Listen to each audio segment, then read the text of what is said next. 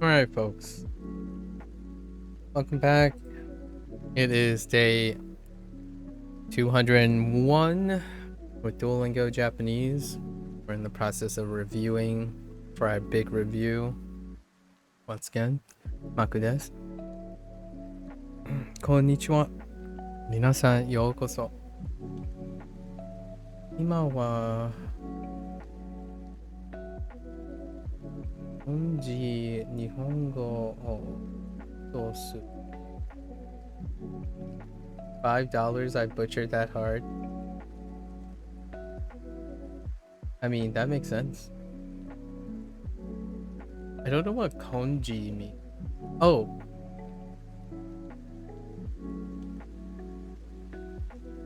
Wait.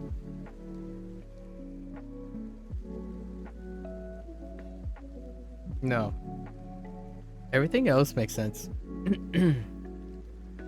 Are you, as in like, are you also studying Japanese right now? Is that what kanji means?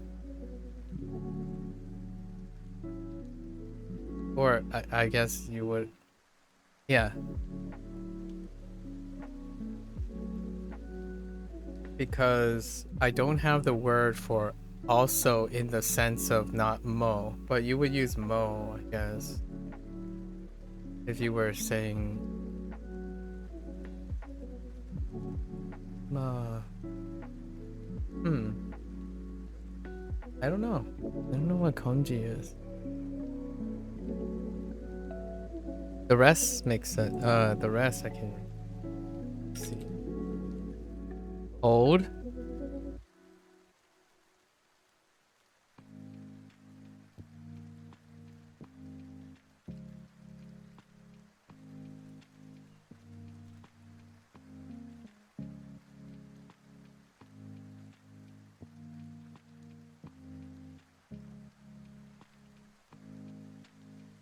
Oh, yeah, I have no idea. What were you going for? What were you going for? I want to know.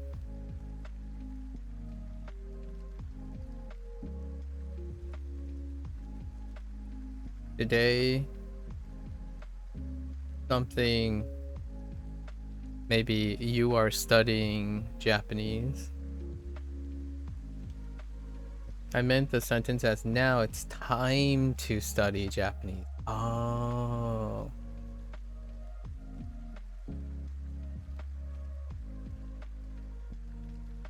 I have seen the word time before.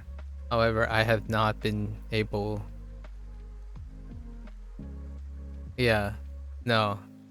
I don't know how to express that either. It's time.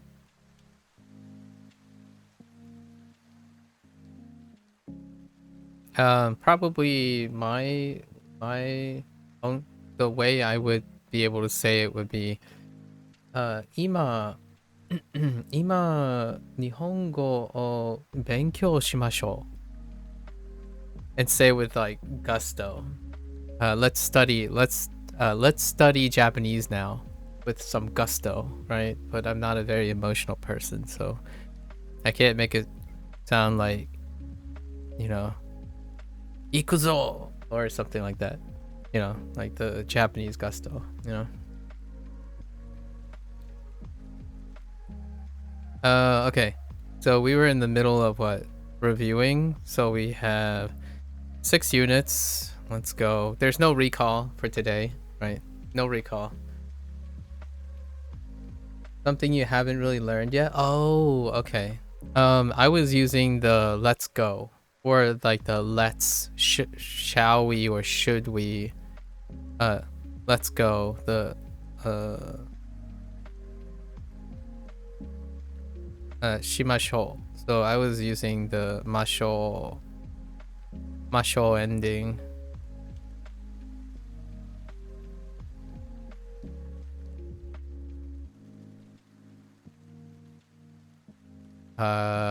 That's not it. Wait.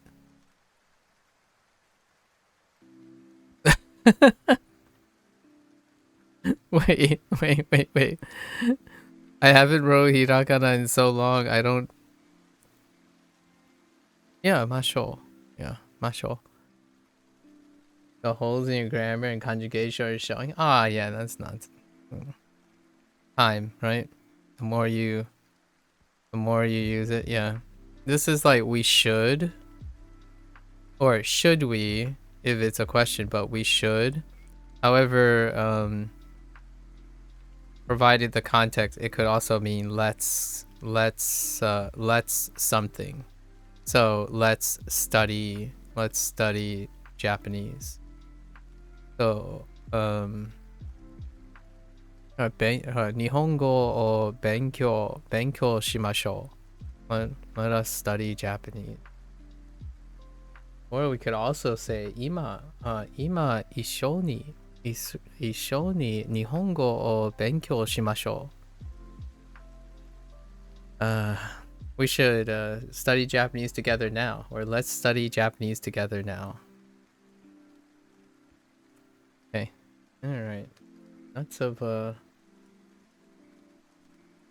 なるほど. Indeed. All right. No recalls. We're just going in because we're reviewing. So let's do our legends. Talk about your schedule. I don't remember. Talk about our schedule. What were the things with this unit? I talk with my friends. Anashimasu. Tomodachi. So we have tomodachi. It's a new word. Tomodachi to hanashimasu. 友達と話します。明日は忙しいです。明日は Oh, and isogashi. We also have isogashi. 明日は忙しいです. So isogashi was introduced in this one. I like parties. Party が好きです。パーティーが好きです。いいです。Sorry. I'm okay. Like parties are mixed bags. Parties can be very exhausting. 買いません。買いません。日曜日。日曜日。日曜日。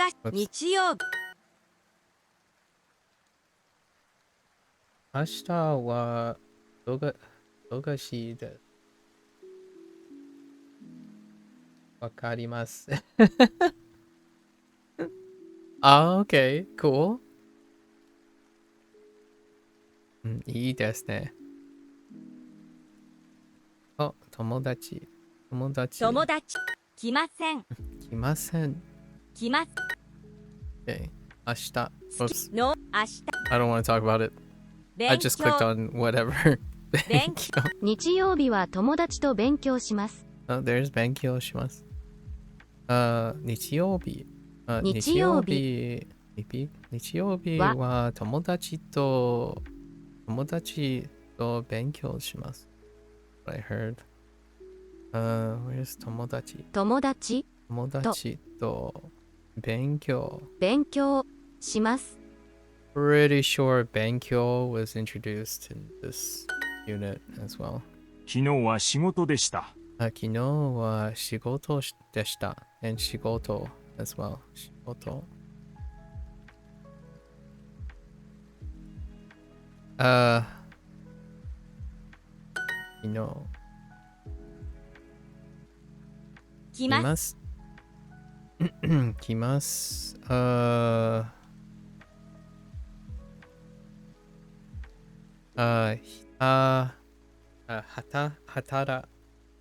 きません。働きません。働きません。買いません。買いません。仕事。上。ここにはよく来ます。ここにはよく来ます。Okay. Or I often come here, sure. Oh, you come here often. Fine. 働きません。働きません。Oops. 働きません。8。They totally got me. 来ます。働きます。新しい。Punished for not reading to the end. あさっては何をしますか？さて is new too. あさって。あさってあってあさっはたあさっては何をしますか？何をしますか？何しますか？ What are you gonna do? The day after tomorrow? 今日はパーティーをします。今日はパーティーをします。That's something. Okay. 買い物 Go shopping?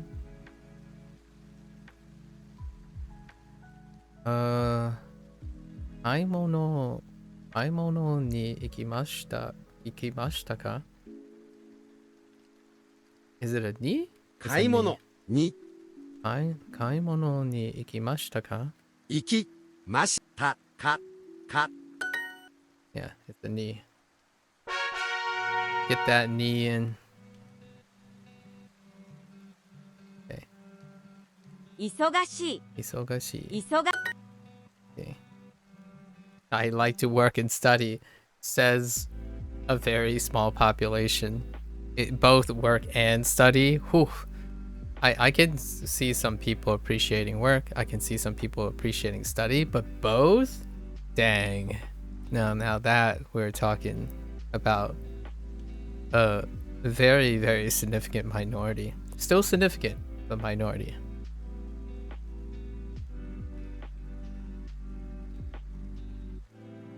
Ooh, that one.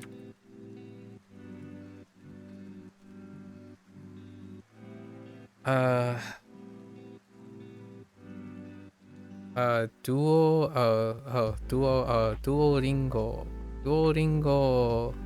Duolingo は I don't know what that is. Okay.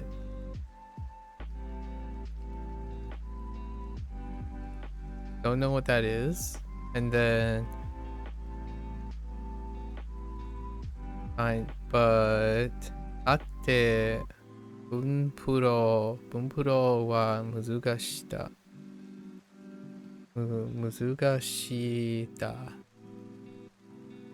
Interesting. I see it's difficult. I don't know what that conjugation is. Like, what does da at the end mean? Again? I know people place it at the end a lot.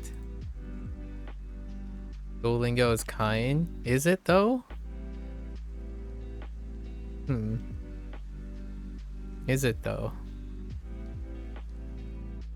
Oh, it's the informal da. Oh yeah, that's right. The informal da.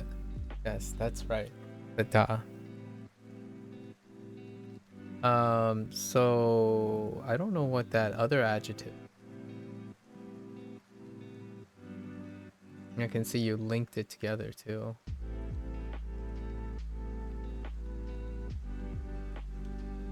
Oh wait. I think I kinda guessed, but let's see. 仕事仕事と勉強が好きです。です。買います。I feel like I can understand most of what Duolingo is saying, even though I'm nowhere near that unit. Yeah, yeah, because largely they stick with the there is a caveat to this though.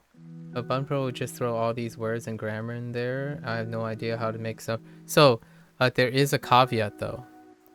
I don't know if I explained this before, but the reason why I'm reviewing now section 3, post section 3, section 3 unit 36 is because this is the reset button. So this is the reset button for now they're refocusing on kanji. But if you look a little bit before this, they do incorporate 2 or 3 things that basically nail you all the time for not being accurate, and it's kind of a lot harder to read when a large majority of things in hiragana.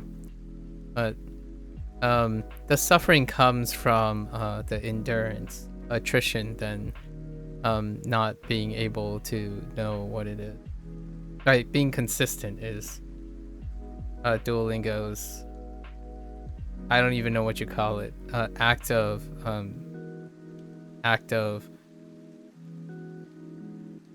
quote unquote difficulty. You might be thinking, well, Duolingo is so easy, it's boring. It's like, that's the difficulty. I don't know if I can express this a little bit better, but it's kind of like saying you prefer to sprint and then find out how hard it is to sprint, because within that small window of time, there's so much to understand about sprinting. And then there's the marathon runner who, if they're able to stay consistent over a very long period of time, then one or two blips here and there might not feel so bad. And for me, oh boy, howdy, if Duolingo isn't giving me some free soup, right? Constantly giving me some free soup, I would be a little bit more cautious. 買います。買います。 Different skill sets, I would say. Different skill sets. 買います。 Although some people might say that's not true. That's perfectly fine. I think if you're able to entertain yourself through something you can understand, that is a very important skill set. Yeah. So to speak, by the way, is funny you say those words, so to speak. That's another game that I'm hoping to see in the next couple months. It's also another Japanese learning video game. It's supposed to be marked for before the end of this year. 勉強。 Thank you. You're not the man who has practiced 1,000 kicks, but a single kick 1,000 times. Indeed. Wise words. Wise words. I was watching a video. I like watching fitness videos, like no BS fitness videos, and there's this like really hot trends, overcomplicating things and neglecting fundamentals and whatnot. And some of the purists push back on the industrialized like complexity of things and really brought light forward to what really is the sufficient foundations of efficacy when it comes to like fitness and dieting and whatnot. And it boils down to like, it still elevates and highlights how there are things that are quite simple per se, and it often deals with having an endurance mindset and a disciplined endurance and consistent mindset. Nowadays, you probably hear that a lot with the context of so many things. Like someone asking, someone comes up like, how do you acquire a second language? And you only have 5 words to say, right? What would be some of the words if someone challenged you to summarize how do you acquire a second language with 5 selective words? To me, one of those words would be consistency. That leaves 4 words left. So far, the one word that I have for my self-study journey so far that I can say, I can be like, imagine it like a genie's wish, right? You have 5 words. I think I am pretty settled on one of the words. The one of the words is consistency.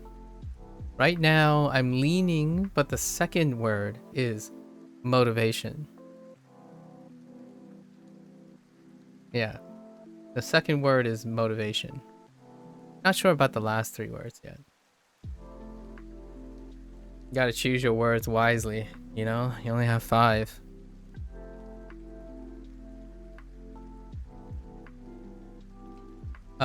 It's funny because I can imagine some people would say something like Anki. I'm like, okay, I see why you would say that, but I also have, that's awfully specific word. 便利。便利。 Okay. 月曜日。月曜日。月曜日は忙しいだ。です。 I am looking forward to that Wagotabi game though. So far it's in a soft launch. Just a little quick update on Wagotabi.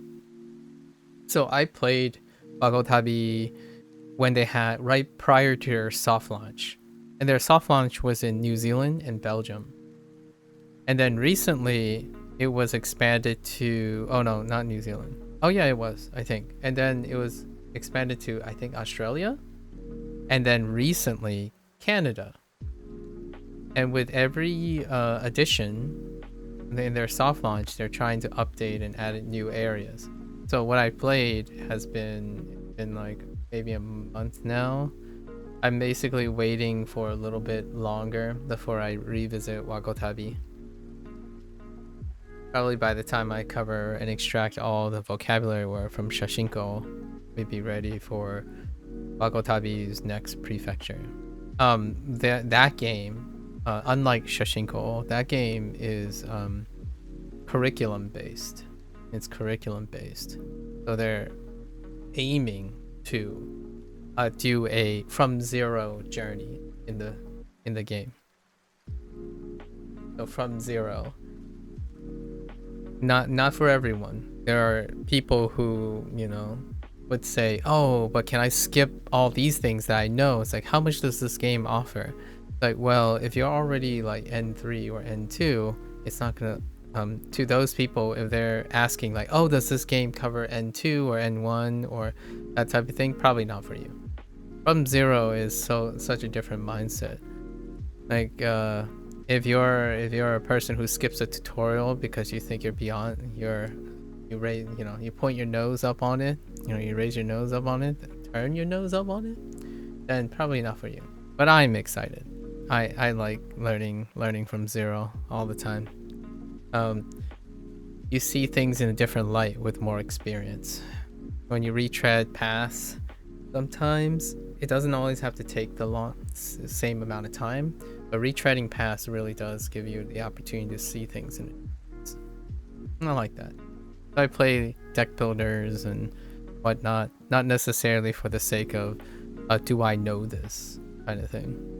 Right. Shigoto. Wow. These awfully look similar, huh? 仕事 Shigoto. 明日明日学校へ行きます。学へ行きます。 You know. Oh. 昨日 What is this? さっくち Sakuchi. I don't know if that's real or not. Okay. 本本をを買い買いました。ました友友達忙しい日曜日明日買い買いません。How did day 200 feel? It's still normal. We haven't done the review yet. We didn't do anything special for 200. We're actually reviewing right now. For the review. 今 Oh, Jamie. 今日は何をしますか？日しますか働きません。働きません今週末 Whoops. 今週末電話します電話します。 4つ来ます。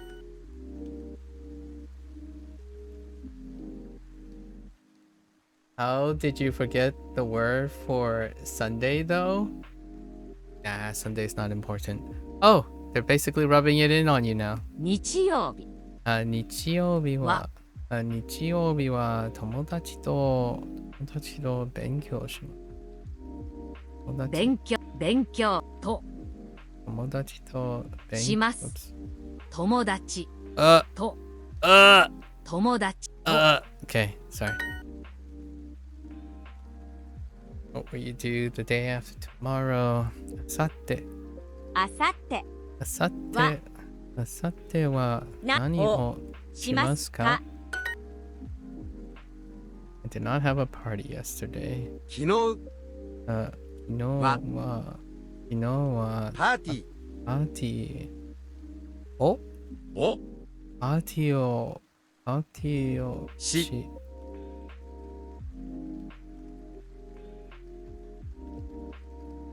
ます弟子うん弟子しましたしませんでした。ませますでた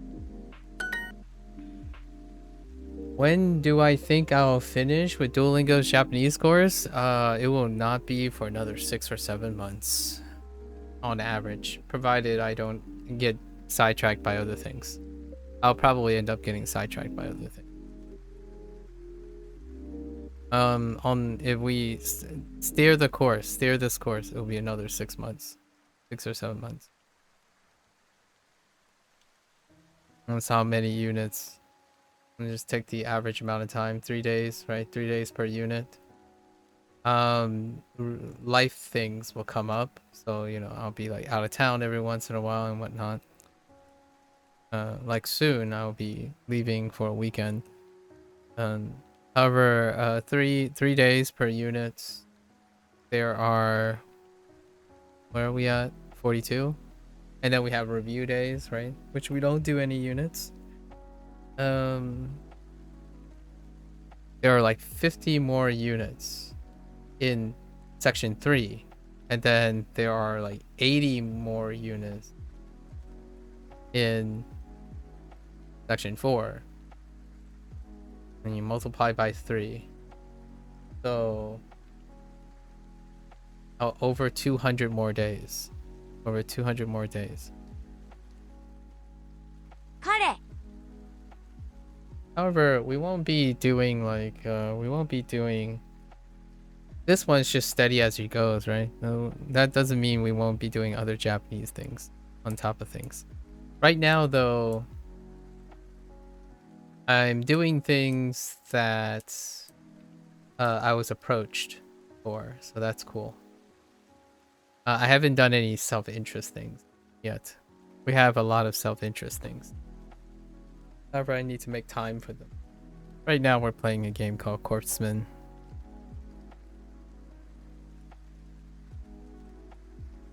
Kare? は Kare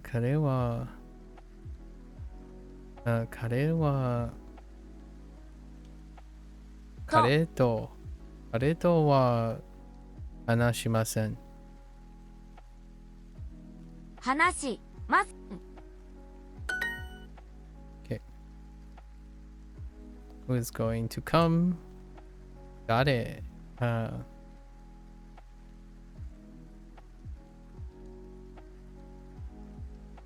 Dare ga kimasu ka? 誰が来ますか? Yeah, the Japanese course is double in length. Actually, here's a little slight deep cut into Duolingo. If one wanted to crash course, like you're telling yourself, nah, I don't ever need to learn hiragana. Like I could learn hiragana as I go. Technically, if you skip, break, use a dictionary or something and skip, and grammar skip to section 3, unit 36, then you can start here, and you'll only learn kanji in a way, like the way most people like to learn it, where they introduce the vocabulary by the kanji, and then you're just gonna have to figure out all the grammar on your own. Like immediately start from here, and the grammar starts from the most simplest, like the simple sentences right away. So the Japanese course up to here, up to section 3, unit 36, is like the hiragana tutorial. So then they double over. So then they double the length, And now they're replacing all the hiragana, you know, starting from unit 36 of section 3. So you could do it that way and half the time. So I consider this the halfway point, more or less. Actually, let's take a look how many units there are. Yeah, we're at unit 47. So we're on unit 47, so we count unit 47. So that is 45 units. Oh no, there's way more. 45 units plus 80. 45 units plus 80, or let's just make it even, 50, 130. 130 times 3, provided I never skip a day, which I will, likely. What did I say? 140 times 3.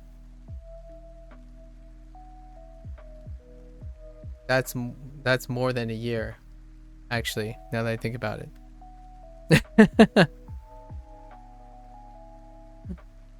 Wait, did I say 140? Yes. Or 120. That's 280 days. That's 260 days.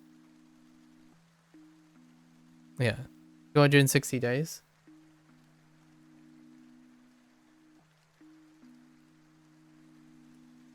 Yeah, we still got like 8 plus months.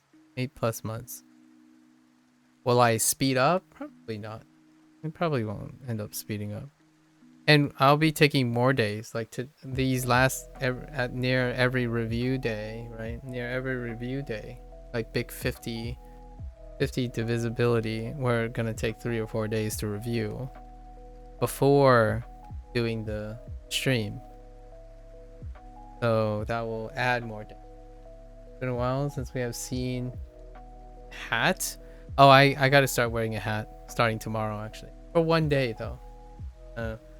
For 1 day, because my hair is getting too long. So it's now to wear the hat for a day. We gotta wear the hat for a day to keep it under control. We are entering the 3rd stage of hair length. And then it gets all of it comes off. When I start developing a mullet, which is like kind of coming in. Yes. 買いません。買いません。友達。日曜日。明日。忙しい。来ます。日曜日は友達と勉強します。日曜日は友達と勉強します。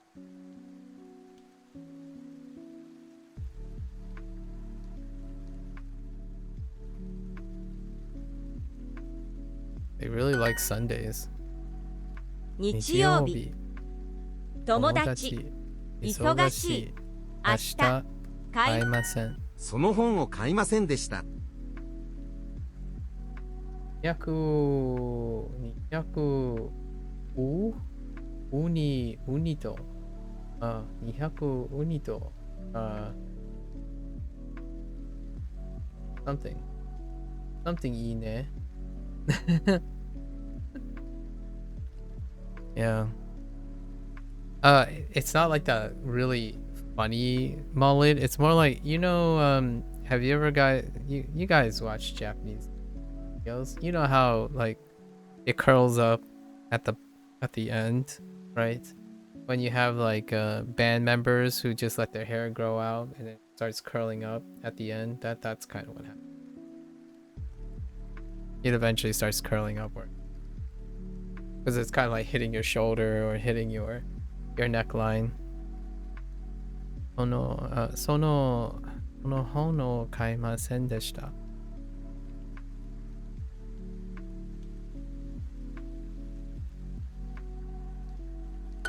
昨日は勉強しませんでした。昨日は勉強しませんでした。土曜日は忙しいです。土曜日は忙しいです。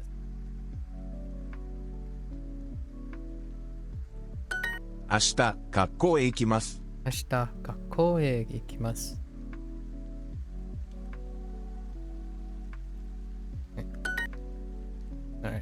あさって勉強します。あさって勉強します. Oh, real talk though. The mobile version of Duolingo, when they have a lot of time things, like time challenges, right? Lots of time things, activity to keep you like refreshed. Those things are absurdly fast. Obviously, the whole point is they cause you to buy like time boosters, but I attempted to do them in the time that they want. It is so absurdly fast. Like, you have to do these whole lesson sets within an hour, like within a minute and a half at like the top level. At like when you're getting like there are 3 stars, right? And I thought, oh, it's just casual. It was just fill these. It's not on the desktop version, by the way. So you can't like go back and click on the beeps, right? This would be I think you get 2:30, and then you get 2 minutes here, and then you get 1 minute and 30, right? And you have to go through these lessons, this lesson length in this, and boy, like I feel like you don't ever stop, and you still can't get there. And because here's the catch, the reason why I've been doing that on mobile, those are not on the desktop, and also they have mic input. So they have mic input. So you have to like tap it really fast, say it really fast, and then hope it registers. So each time you hit a mic input, it's like 10 seconds, as fast as it can be, because it takes you have to say it, you have to wait, it confirms it. Oh, and it's really nice though. Like what I mean is, when you tap the mic and you say like, asatte, right? Asatte benkyou shimasu. It is the nice thing is it does actually resolve which things gets dropped. So it highlights and processes and tells you which syllable it didn't think you said, and that's really cool. That's really cool, and it's available for Japanese and Chinese now, as far as I know. I don't think it's available for Japanese for everyone. I don't know. Your mileage might vary. It's kind of fun seeing it. Not that I was worried or anything. I kind of just say everything out loud anyways. Right. It can tell the difference though. I was on the Chinese thing. I was like clicking on the Chinese course. I'm like, I wonder if they can tell if your tone is off. So like I deliberately pronounce some of the words with a different tone, and sometimes I'm gonna say sometimes they can tell, which is pretty great. I mean, sometimes I didn't know what to expect really.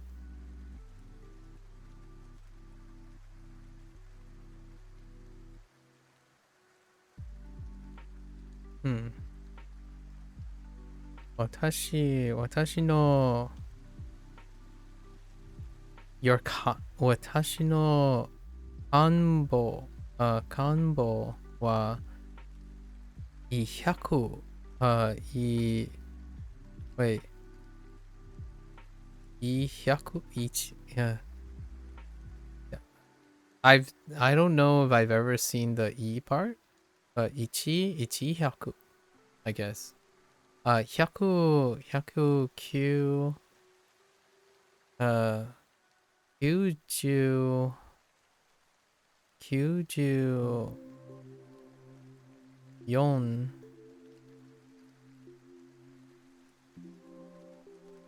97 Shinichi? Oh no.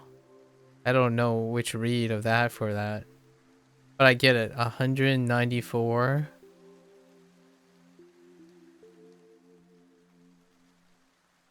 days.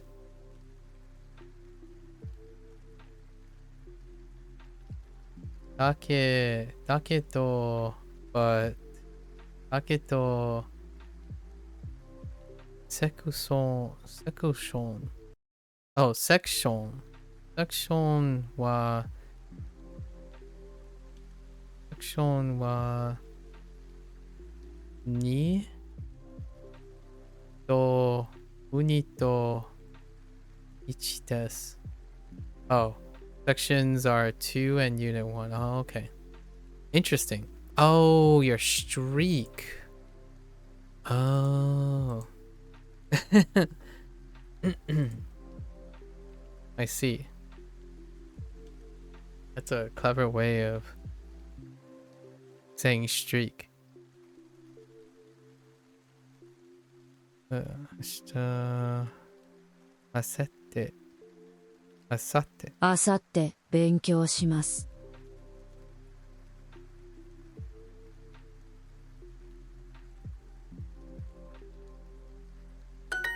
31時間働きます。We're definitely gonna be doing like LLM stuff. Like before the end of Duolingo, we'll most likely end up doing like LLM stuff. Story reading. Definitely more edutainment games. So the idea is that these things don't appear out of nowhere. You have to wait for them. So my goal is to consume these as much as I think it's pretty cool to interact with, we go to Japan and interact with other people, that requires time and patience and opportunity. So every day I'm very privileged and happy, kind of on borrowed time, and opportunities will present itself. I generally leave myself open to opportunity. So sometimes it's far harder to ask someone to do something versus being able to provide something to enable them. So I typically do things consistently, demonstrate that I have discipline, consistency, dedication, and if I do it in a manner of speak that makes it available and approachable for other people, then opportunity will present itself. And I do have quite a few opportunities. With that said, though, all of these things take time, right? Time. And I don't mean that it takes time in the sense that I haven't spent enough time doing it.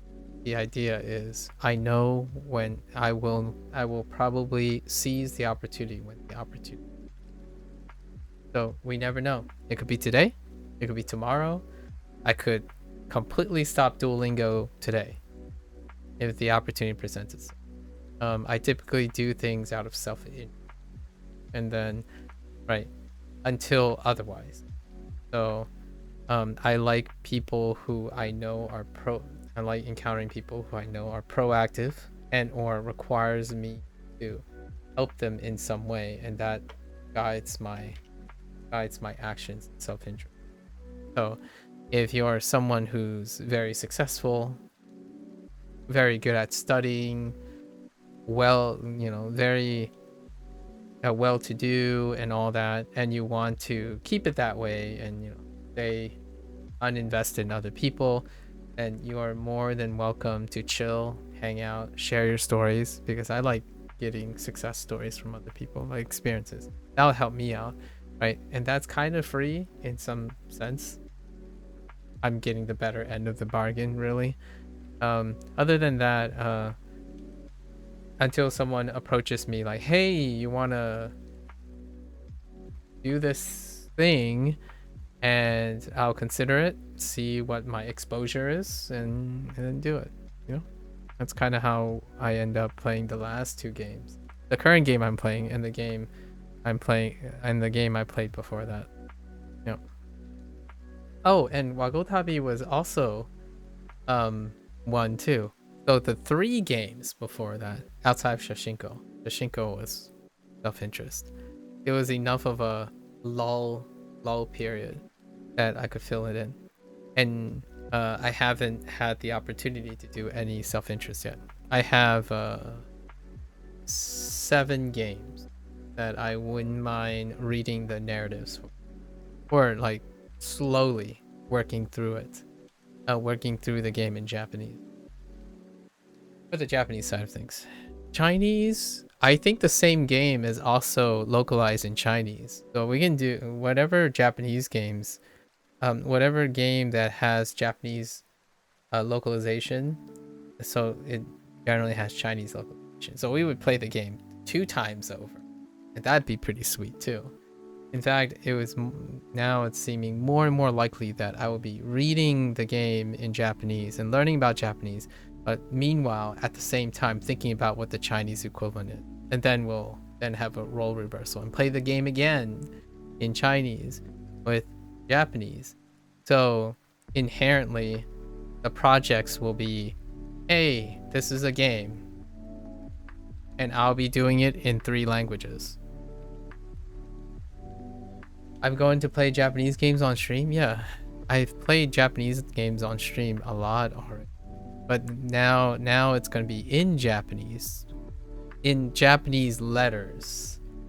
I've already played Japanese games, like games in Japanese on stream already.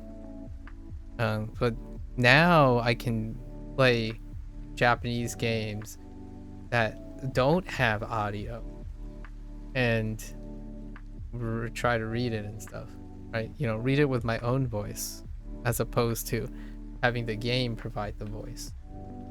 However, I have played a lot of Japanese games, and we played through them in all languages available. So I can compare and contrast English linguistics or English and Japanese.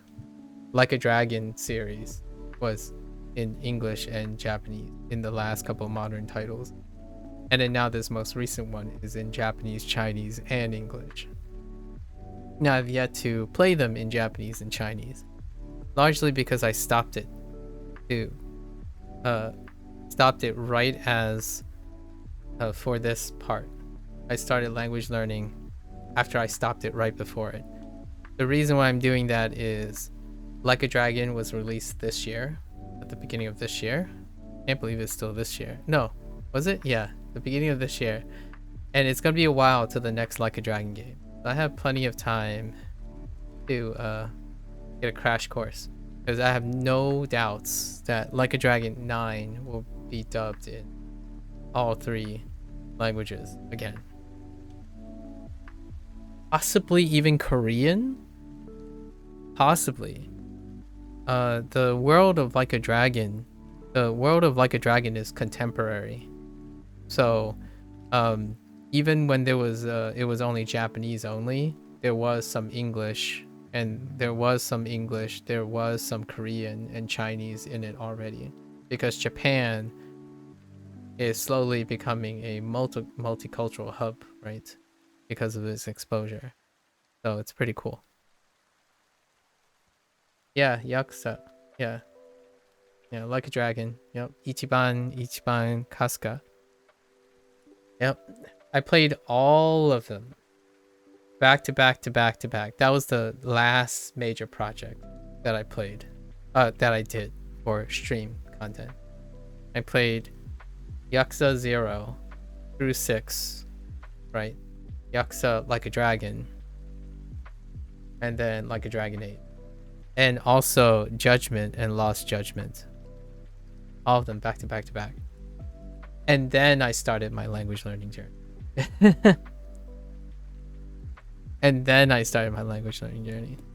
So yeah, I have played extensively a lot of games with Japanese audio,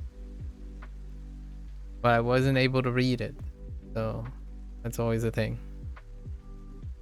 And we'll get to that. I play a lot of storytelling games though, and if you can't read it, then you can't read it, because I play a lot of indie storytelling games, and it's about like depression, right? Overcoming adversity, finding closure, life and death, grief, those kind of games, right? And I play them in English. They have no audio, no like dubbing or voice acting, and all those games are incredibly influential, and they typically are localized in at least 6 different languages. usually Japanese storytelling games. Like I bought Omori, right? Omori. Haven't played Omori. I did buy Mr. Sato as well. So not yet. Haven't played them yet. I played Rakuin already in English, and I am looking forward to playing it in Japanese. I might even go back and play Chrono Trigger in Japanese. Real talk though. The very first YouTube game that I uploaded, I was streaming well before that, but the very first series that I uploaded was Chrono Trigger. I can only imagine being able to play Final Fantasy in Japanese. Yeah, you know the funny story about that? I actually played Final Fantasy in Japanese. And you can beat the game like without understanding any Japanese. I learned what maybe like back in the day, I know what all the characters did, right? Like what I mean is you click on this set of characters and it means attack. You click on this set of characters because back in the day, Final Fantasy games weren't all localized in English. So you could, you could play games, but they'd be in Japanese. There must be an insane amount of loss in translating across all media. Kind of, I would say. Functionally, like we have to remember that it's a video game. So functionally, it's not only one. Yeah, we have to keep in mind it's not unidirectional. The Japanese developers are adopting, like for example, Final Fantasy games. The Japanese developers have loss in translation. Mainly, actually, even when they're trying to adopt English or like Western conventions. So, it's like all over the place. Like, it's fun to have both the English and the Japanese, and playing them in both because you'll know where the loss in translation and influence. Like for example, Like a Dragon 8: Infinite Wealth. The unprecedented thing about Like a Dragon 8 is half the game takes place in Hawaii. And while Hawaii might be the closest thing to Japan, sort of, from the United States perspective, it itself, because of its because of its cultural center hub is Japan, you can see that there is also a loss in translation going the other way around, right? I know, I'm not sure if you were referring to all of it. Generally speaking, it's not just Japanese. At least that's my perspective. I think that's a perspective that not a lot of people take because they're usually referring to the direction of the creator in the sense of localizing is always a thing of like translating something that the original work tries to do. But when we think back, where do you think Final Fantasy, like that topical, where do you think Final Fantasy 7 inspirations were? It's not entirely solely, it's very difficult to rationalize that it was completely set in Japanese culture. So there is loss in translation in depiction of elements and like games and science fiction, and it's cool because those games tend to be translated or dubbed in 2 languages, right? And that's awesome because then you get a different feel. Like, what does Barrett sound like? What do you think an English voice actor would think Red 13 sounds like compared to the Red 13 in the Japanese sense? Because he's kind of a cat person thing. And that's really neat. Yeah. And let's language, adjacent, like culture, right? I really like voice actors, right? That's kind of one of the things. Like, what do you think Case Sith sounds like? Because, well, I can honestly tell you, the Japanese Case Sith probably doesn't have an Aussie accent. Actually, maybe it does. I don't actually know what an Aussie Japanese accent sounds like. I never realized he was a robot all those years ago. Oh yeah. Yeah, so I really love the take on the so English, right? English has a lot of tolerable accents and classically a lot of stereotypical accents. Now the Japanese one, what does that sound like? In fact, actually it's pretty muted. So the Japanese like dubs have like this other element that makes all their characters different. Like you can kind of feel it, but it's not felt the same way as like English, where you know you have this guy say, oh yeah, that just sounds like Sherlock Holmes. Like, okay, that guy is going for Sherlock Holmes, and then suddenly like you see Barrett and like, oh yeah, that is totally what that kind of character would have an accent about. And K6 like, oh yeah, goofball, you got to go with the Australian accent. I'm not even sure if it's New Zealand or Australian, but he's a goofball. And then you know the K6 like, oh yeah, that sounds like a younger character. In fact, sorry, no, Red 13. In fact, in the English version, and I don't know if it happened in Japanese version, it might be a little bit more subtle.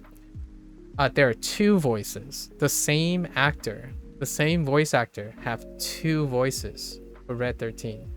I haven't listened to the Japanese Red 13. I don't know if they decided to do two different performances, but there's a kid voice and there's an older voice. And that's kind of like dealing with Red 13's persona. I imagine the Japanese person had their own take on what is considered childish and what is considered adult sounding, right? Language is amazing, and it's also deeply tied with cultural appearances. So, like it, to me, for example, there's a lot of like new media that deals with multiculturalism, right? Asian Americans are fairly in the front line a lot of times now, and you can definitely tell the difference between in Asian American and in Asian when you hear them speak and how they act and what they do. And to me, that's not a bad or a good thing. That's an amazing thing, because if you're really into language, there's nonverbal communication and performances, and it really shows like how rich, in my opinion, how rich and wonderful and diverse human interaction is. With that said, Japanese, the range is smaller. With English, the range is larger. And it does come with caveats. English has a larger range, so it's more divisive. You're gonna have more hits and misses. Japanese, consistent. The box is smaller. The range is smaller. So if you already like Japanese, most of the time it can't get much worse, and it can't get much, more obtrusive or uncomfortable. In English, you have your entire globe of personas that you choose. And speaking of persona, I hope one day I will go down and spend over 3,000 hours playing Persona in Japanese, because that will be absolutely amazing. The English dub of Persona games are absolutely amazing too. Sega has been hitting it off the Sega has been hitting it off with capturing, like, celebrating intersections of language, because their main two IPs, Persona and Like a Dragon, is like emergent cultural, like global culture things all the time. Honestly, this whole conversation makes me wonder when we'll see the signs of emergence of a global culture, but that's such a wild tangent. Yeah, I know. I guess the closest facsimile of a global culture would be the internet right now. Although, with that said, we have to keep in the caveat that there are macro countries have their own internet culture that's exclusive. It's kind of the big elephant in the room, right? Like Chinese, Russian, and Japanese. While the internet that we use often interacts with like Facebook, TikTok, like this internet. There are, when you get really into like language learning and trying to interact with natives and stuff, you'll come to get associated with things like, you know, WeChat, Hello Talk, right? The more selectively biased networks that are outside this. It's probably the closest facsimile so far to a global culture. Although I'm a little bit of a edgelord when it comes to the internet culture right now, because I feel like I'm becoming the boomer internet guy. Like, what is this? Like, I don't want to say bro every single sentence. That's not gonna happen, right? Every time I say bro, it comes out very, very awkward. Like right now.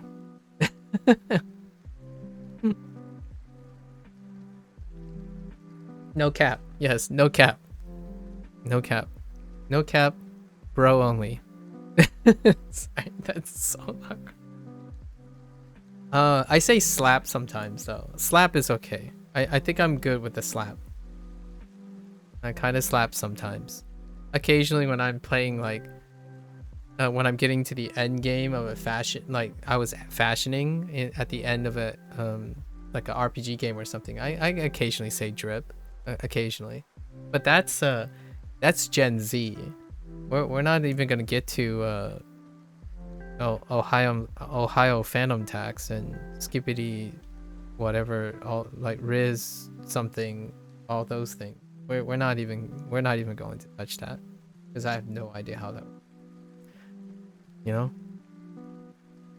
real talk. Even Steven he has started entering that realm of Gen Z, Gen Alpha juxtaposition in English. You're Gen Z and I already feel old. Yeah, I can't keep up with that. Like, I saw a video on so there's this original guy, like there was this meme on the Skippity Riz Ohio Phantom Tax thing, and I saw the video and I thought this was the video that popularized it, and I still don't get it. Like, I don't understand, like, did this guy come up with it or is he making a commentary on it? Because the whole video, it has this really funny, it was really funny, by the way. The guy basically like he was doing like the Duke Nukem voice thing, and then he just pauses and it's like, guys, what are we doing? And he like walks and it pans out and it's like, go outside, touch grass, look at the sun, just do something. And I'm like, so is this why it's funny? Like, I don't understand. Like, it's hard for me to know because there's the pace of these references get meta so quickly. Like, is this guy the guy who made this interesting, or is it coming from somewhere else and he's doing it and then he just realized it's not that, right? I don't understand any of the Gen Alpha slang. I'm in that weird position between Z and millennials. Oh, I see. Have you heard of Baby Grunk? No. Baby Grunk is a weird Gen Alpha meme. I have no idea what that is. Weirdly enough, I think I heard one of my coworkers say it today, but I have no idea what it is. I have no idea what that is. The example that I said was the closest thing that I know. The Ohio, like, Skippity Riz Ohio Phantom Tax thing. And I still don't understand what it, I don't understand it. I think the last thing that I understand was, it's probably cap. Like, no cap. Like, capping. That's not how that works, but cap is probably the last thing. And now, since I'm language learning, I'm even further out. So when you're doing language learning, you're like basically isolated from all of this. It's probably in the same vein as like Big Chungus. Oh yeah, if you remember that dead meme. Yeah, wait, is it Big Chungus or is it Humongous? Is that referring to like the humongous thing, the humongous clip? That might be an older meme. I don't know. Like the guy that keeps like. We're not. There's also humongous. Oh, but Big Chungus was like a deformed Bugs Bunny or something. Oh, okay. Yeah, I was thinking of humongous. Yeah, humongous is. You see what I mean? I don't understand. Emergent global culture. Here it is, folks. Emergent global. Yeah, humongous. I only remember the humongous thing. There's also humongous, but Big Chunk. Yeah, okay. I don't know Big Chungus at all. I'll throw something back for reference. I has cheeseburger, guys. The first thing you thought was Among Us? Oh yeah, you really are Gen Z plus, huh? You're definitely after Gen Z. Yeah, humongous is gotta keep up, Unk. Yeah, Among Us. Yeah, that definitely narrows you into the Gen Z place. I haven't even played Among Us. And I know about Among Us. As in, what I mean is, I cannot escape Among Us. Even when I haven't played Among Us. Like, what were before Among Us? I'm still stuck in the Fortnite situation. What was before Fortnite? Minecraft? I mean, Minecraft is still topical, but before that was Minecraft. You feel like Fortnite started this? I could see that, honestly. Yeah, I haven't played any of those things. You know what? The last time I thought about those things, PUBG was the thing, right? It was PUBG. Well, I was part of the Overwatch thing, but the Overwatch thing was before PUBG. And then Hearthstone before that. Like, here's a millennial cut for me. I was MTG. Like, I was Magic the Gathering. When it wasn't cool, I guess. I don't even think Magic the Gathering is cool now, I guess. Yeah, I closed betaed Overwatch and then Hearthstone after that. However, I was early season League of Legends as well. Early season, but Magic the Gathering predated all that. Like, Magic the Gathering led to Pokemon, led to Pokemon, led to Yu-Gi-Oh, led to what's after Yu-Gi-Oh?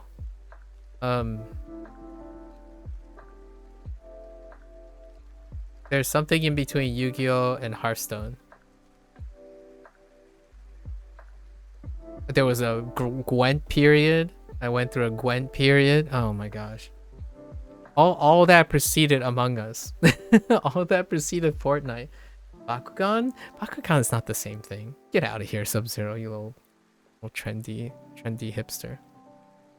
Oh, one last tangent. Just one last tangent. I love these tangents about culture, right? Being exposed to culture over the years. Yesterday I was playing Corpseman, right? And then Lotus is a little bit younger than me. Lotus came in and said, "Oh, what is this? Is this a Pokemon cross Slay the Spire?" And that's cool because Pokemon was like me, high school, right? Like middle school, Pokemon. And then Slay the Spire is like last 10 years, right? Last 10 years, if not even that. And then someone came, I'm like, oh, well, what are you talking about? It's obviously, I forgot what my reference was. Instead of saying Pokemon, I was saying something else. And then another guy came in and said, it's obviously Metabots with all the parts. And I was like, dude, that is such a deep cut. Because after Pokemon, it was Digimon. Then Metabots for me. Then Zoids. And then Bakugan. Or no, not Bakugan. Sorry, not Bakugan. Beyblade. Heckin' Beyblades. You know? But let's throw the boomer out. Let's just throw the boomer out, right? We're talking about, let's not even go to Japanese. Let's go to Hasbro. Before all of that, Transformers. You know? Transformers. Let's just go way before that with Hasbro and Transformers. Yeah, Metabots was pretty interesting. Let's not forget Monster Rancher. Like I played Monster Rancher and watched Monster Rancher. I really wanted Monster Rancher to be real. You know what's funny? I can't ever unsee Sully as Monster Rancher. When Monsters Inc. came out, I couldn't unsee one of Monster Rancher's main monsters. It's a one-eyed creature that bounces on one leg. And then when I saw like Monster Inc., you know, the Pixar film with Sully with the one eye, I'm like, oh dude. Sorry. All right. That's enough memory lane stuff. Old hat. Magic. You had a whole bin on the shelf by you of cards. Yeah, I repurposed the cards. I sold them and whatnot. I totally miss Metabots. My best friend's online handle is Ruksho. Oh. I appreciate it because of him. I see. My first exposure to Transformer was Michael Bay movies. Oh my goodness. Man.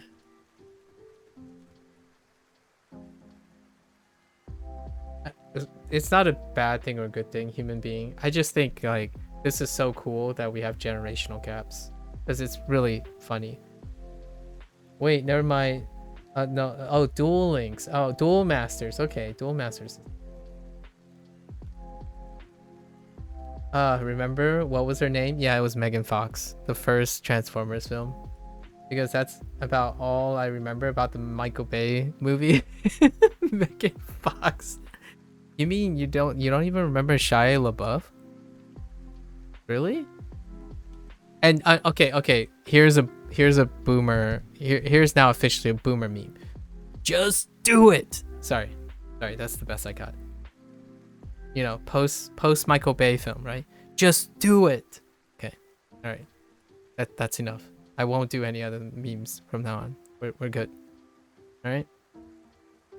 Back when McDonald's toys were those McDonald's Transformers toys were. Oh, you got McDonald's Transformers toys back then. Listen. When as a kid, I watched Power Rangers. Guys, I watched Power Rangers. One of the first like exposure to quote one of the first like live action exposures to Japanese like but English cross culture live action stuff. Power Rangers, Mighty Morphin Power Rangers, da na na na, go Power Rangers. You know, that was one of my first live action crossover from English to Japanese exposure to the Japanese culture. Because Power Rangers were, you look around and you're like, nah, that did not come from the United States. Like, oh, no, that can't. And then when you're like listening to it, and now if you watch Power Rangers now, like as an adult with awareness of the Japanese language and all that, you look back, it's like, I can see why that English is so awkward, because there's a loss in translation. Like when they say things and announce things that now I get it why Power Rangers seems so out of place when we hear the English, is because they're doing a one-for-one from the Japanese cultural things. Nowadays though, it's gonna feel different. When you watch a Power Ranger like show and they suddenly announce all their moves and stuff and do like yeah, you know, all the sound effects and whatnot while they're fighting and stuff, like and then over dramatic stuff. Now it's not as awkward. It's no longer awkward because Japanese culture, at least for those who are interested, right? Back in the day, I had no idea. I don't understand why it looks like they're always when they explode, it always looks like they jumped on a trampoline and flipped out into frame. I have no idea, you know. You know, that was a thing. Okay, I'm done. All right, we're not down. Teenage Mutant Ninja Turtles is in again though. That's the last thing. Absolutely last thing. TMNT is back though, and that was also, you know, millennial period thing. TMNT. So welcome back. Welcome back. The recent movie was pretty wonderful actually. They really lean in. I think something that really spawned from Spider-Verse animators. Okay. The 2004 TMNT was your favorite cartoon? Fun fact? Oh, I'll have to take a look at the 2004 TMNT.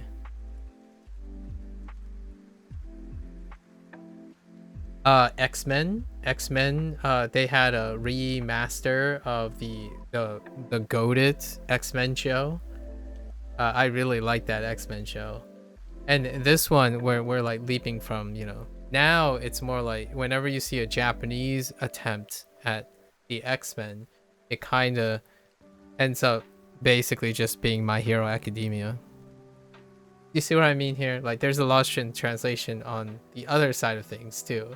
Like X-Men, the 1980s X-Men that got remastered.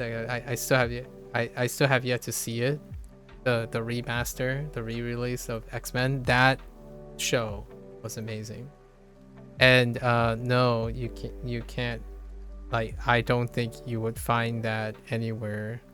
It would be fun to hear it in Japanese though. I have a feeling. Since Disney, right? Disney translates and redubs and offer multiple tracks on all their stuff. So I'm actually kind of curious what all their shows sound like. I have yet to go down that road. If I have enough time, I'll start watching like Pixar films and Disney films in Japanese, because I really want to know what it's like going the other way around. It's one of the privileges you get as a language learner. You get to see the other way around, right? Like oftentimes we spend so much time, if you're like constantly stuck in one language, you frame everything around that one language.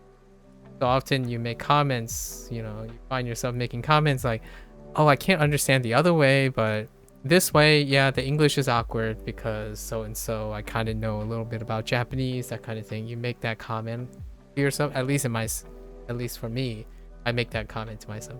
Nowadays, though, it'll be fantastic to see, which is not available, by the way. I love this series of narrative story games. I told myself I would stop, but I can't help it. I love Freebird games, and Freebird games only localize their story games to English and maybe some related languages, but it doesn't include Japanese. And I would love to see how that works out the other way around, right?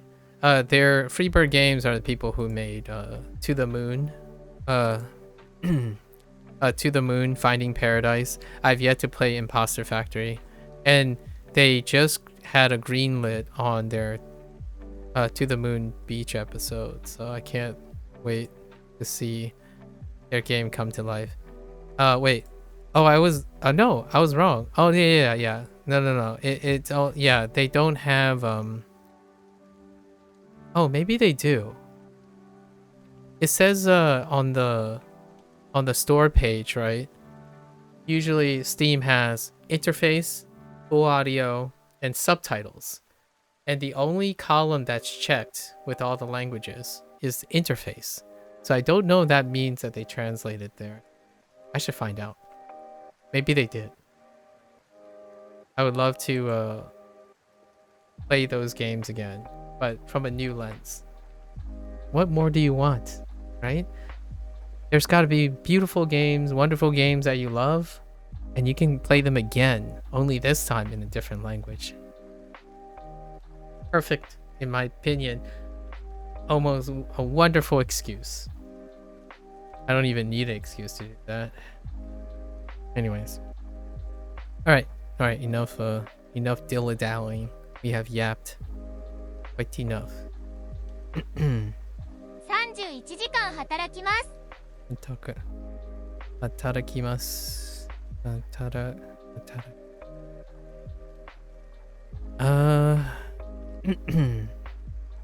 I work for 31時間。31時間働きます。1時間。Interesting. 24時間パーティーをします。24時。4時。Wait. Yeah, 4時。24時間パーティーをします。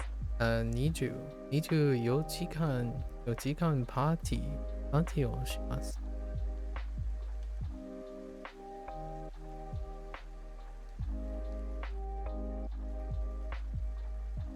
I like how you see English. Look at this.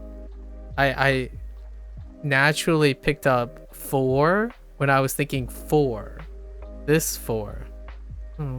What a pep. Kidding. Kidding.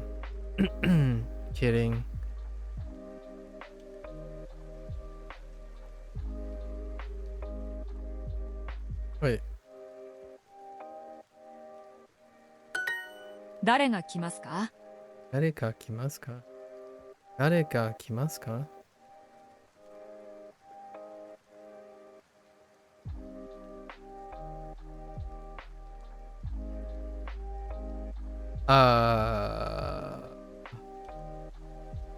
？Yes.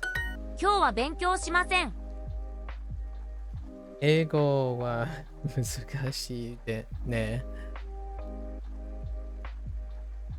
I would love to. I still have not gotten the opportunity to watch other watch like a Japanese person or a Chinese person work on English. I would love to have the time to spectate the role reversal.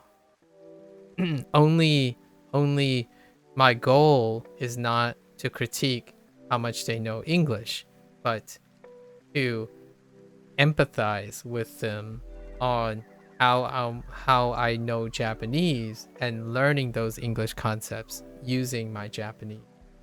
So that is why I want to do that. Obviously, I have already encountered many people in my life who is trying to learn English as a person, being with a person myself, knowing English.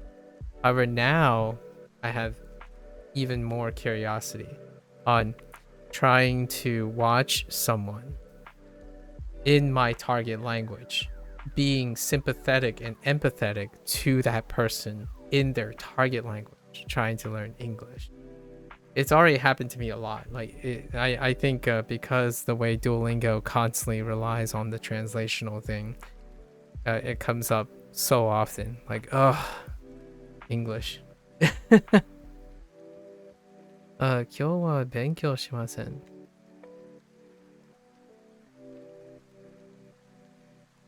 I feel so nervous sometimes to try and write or speak to a native.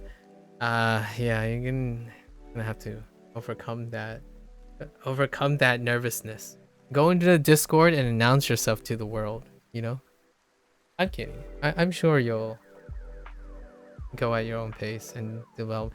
I'm pretty shameless when it comes to open communication. I think if that person is still standing in front of me and they're still talking to me, we get things done. It doesn't have to be today. It doesn't have to be tomorrow. It might never happen, but if we're still talking, that's all that matters to me. In order to be good at something, one must be willing to be bad at it first. Yeah. Willing, accepting, and comfortable, actually. If you're like I think I've had many opportunities where someone had told me that they love learning and they spend quite a lot of time describing how much they don't like learning. And hear me out here. This is a slight or a little slight perspective. They didn't say they hate learning after saying they like learning. However, a lot of times when someone says, "Oh, I love studying and I love learning," and then the next thing you say is, "Oh, you know, I used this tool, it got boring because it didn't go fast enough." That's or like, "Oh, I'm having trouble remembering this. I wish I could remember this better." Or, "Oh man, I don't really like being wrong about things," and that's what I mean. So oftentimes, and not in those exact words or those exact examples, but oftentimes you get this I don't know how often people read into people's actions or behavior, but when you're having a conversation with me, oftentimes I really do make it more than it is and offer my olive branch to the other person to suggest otherwise.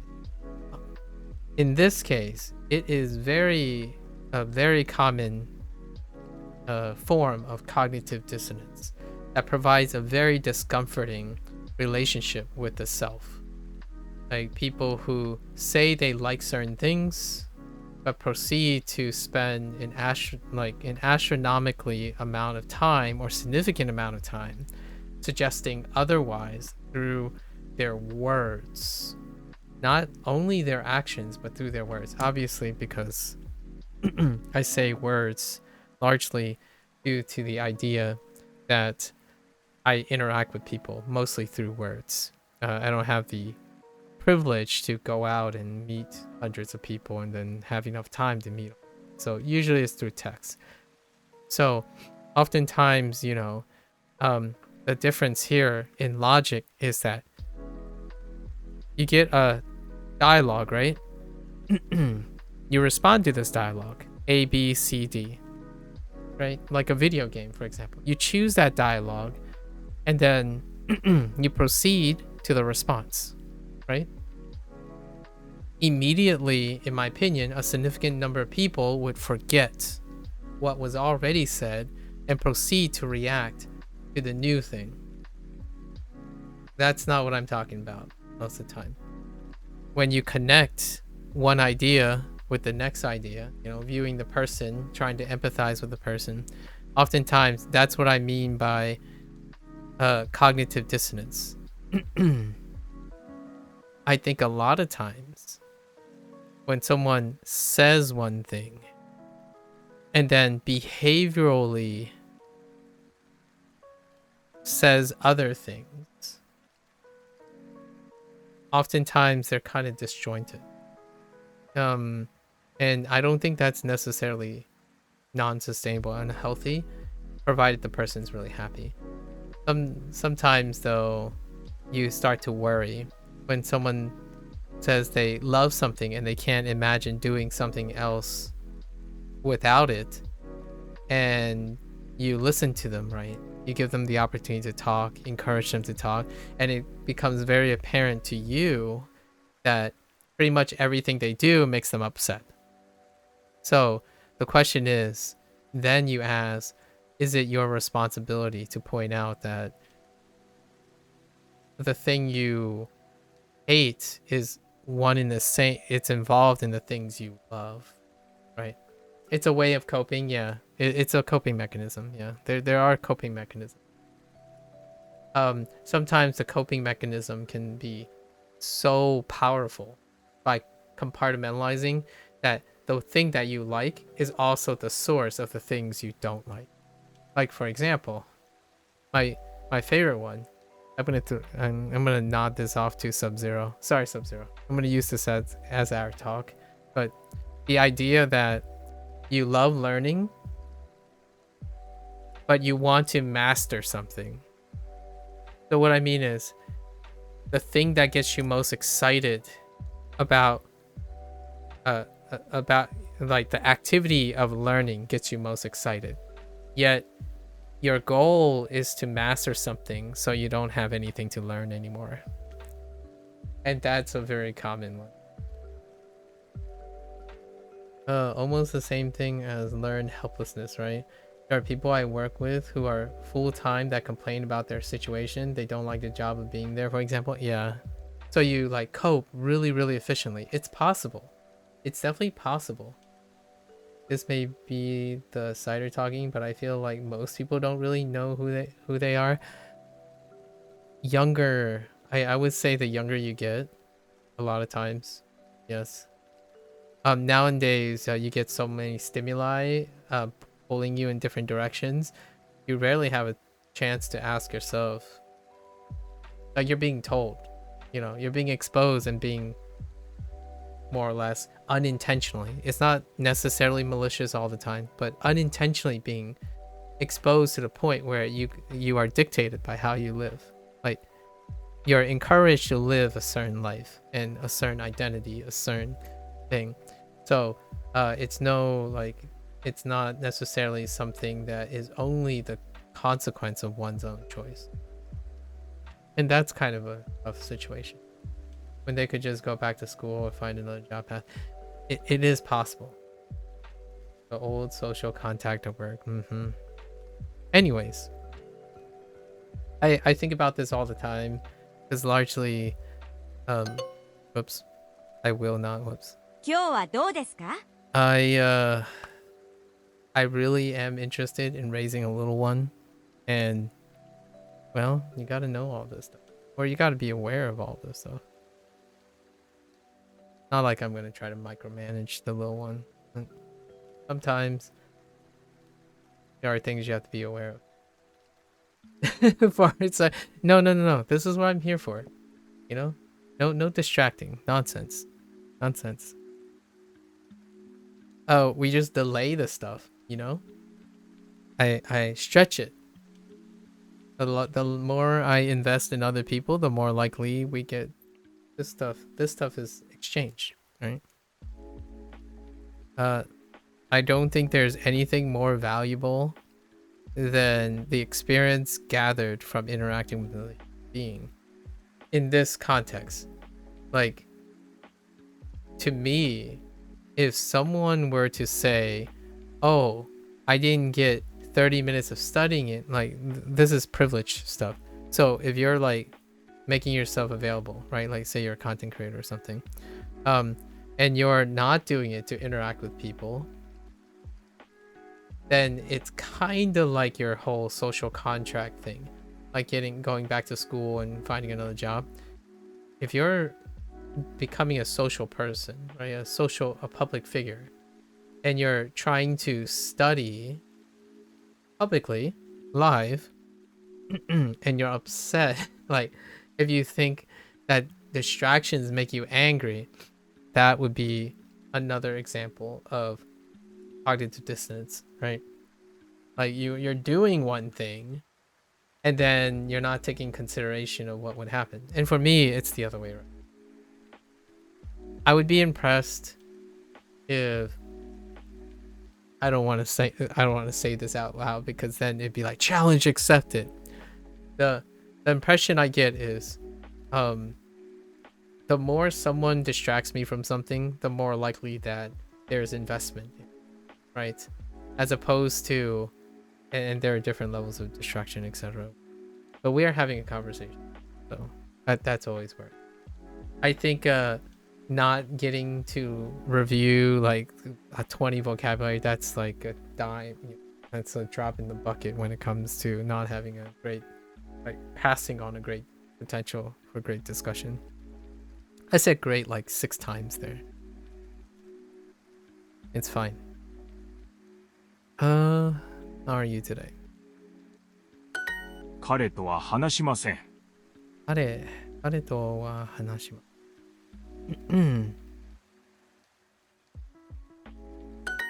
彼は昨日仕事を休みました。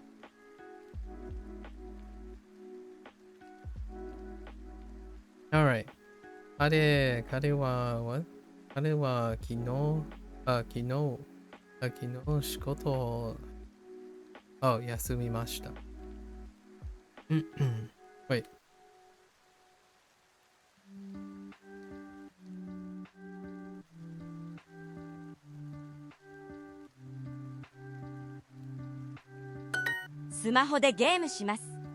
I wish more people in the world thought like that and go to campus and people sort of seem stuck in their groups already, especially the younger crowd. I'm comfortable being an observer in that regard. One thing I tend to emphasize here is we have to keep in mind, or like I encourage myself to keep in mind that the younger you get, you know, as you're getting younger, it's naturally selectively selfish, right? Because you want those little youngins to, at least in my opinion, you want to encourage those youngins to sort of develop their identity and then be ready to start looking or interacting outwardly. Although getting to the university level already, one would hope that by the time you get to college, you're ready in that stage, right? You know, you're ready for the next stage, which is the stage where you are almost obligated to understand how to network, communicate, and do those things. That's kind of like, at least in my opinion, one of the more romantic things about leaving the nest and going off to a bridge between living alone and living with strangers instead. Right?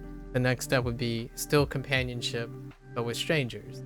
And then the following step is either you take the leap to developing a significant other, or you live alone.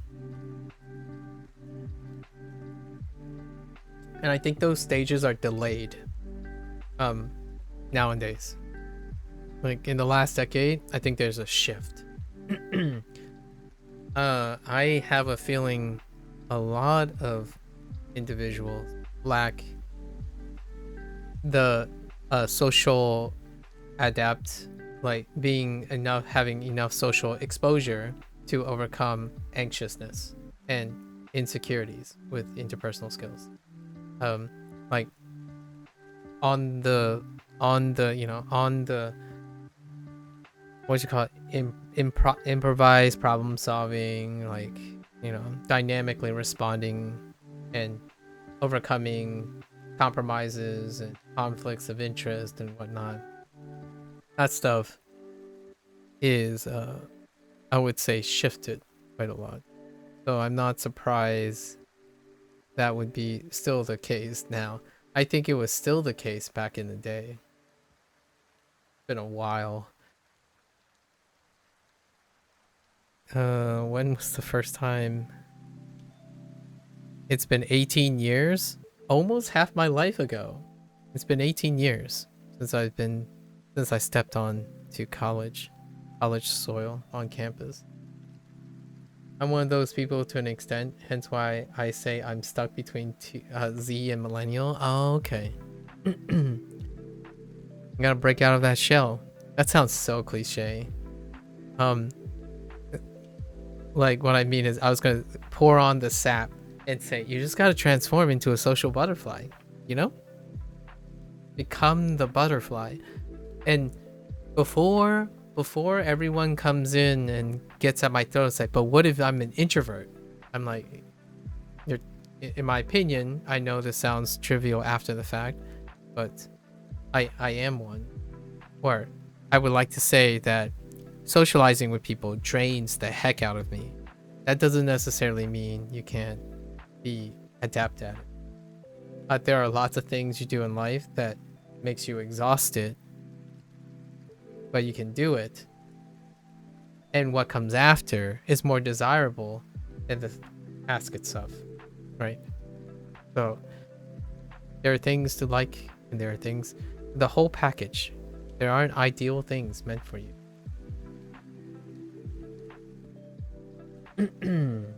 Also, age-wise, of course, it really is that simple though. Going to college now, I've got a brand new opportunity where absolutely no one knows you, yeah, and who I am, and I can completely reinvent myself. Exactly. easily done, said than done for sure. Actually, oh, I mean, 18 years. I had 18 years. Still doing it today. Still doing it today. Still learning, and falling behind. No cap. No cap. Still trying. Still trying.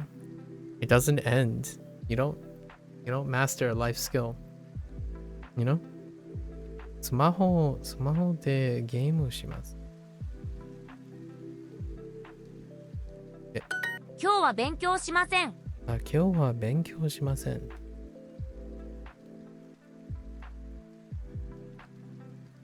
Okay. All right. Oh wait, did we only do one unit today?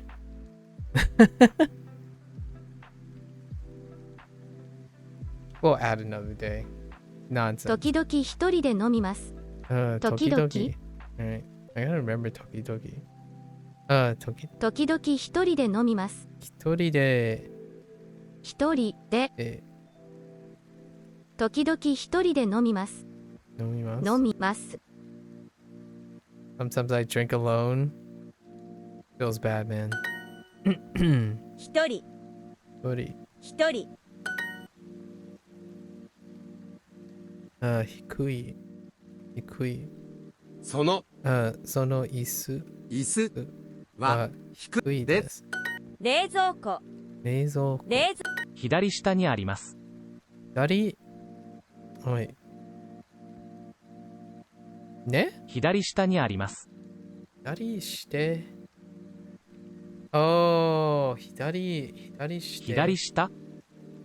左下にあります。左下にあります。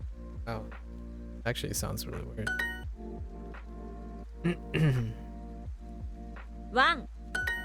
One, as in Taiwan. 椅子はテーブルの隣にあります。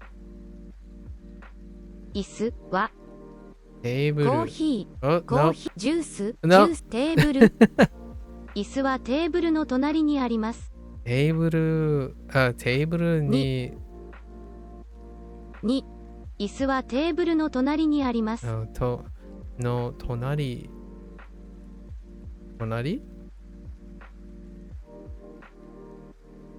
椅子はテーブルの隣にあります。Oh. 隣 Yeah, 隣にあります。That is so hard to see. 椅子はテーブルの隣にあります。Yeah, 隣。椅子机。机。牛乳。No, 牛乳 is old. What else is here? There are more things. It's was it about position? It might have been about position. So shita. Oh, there was also katasumi and sumi. ベッド。ベッドのベッド。片隅。にはのはにベッドはあります。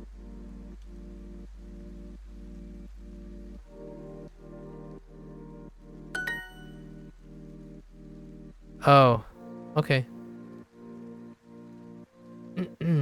時々 Yeah, 時々 it's not like listed in Duolingo. This thing here. This character next to Tokidoki. あなたの後ろにいます。あなたの白いno 後ろにいます。あなたの後ろにいます。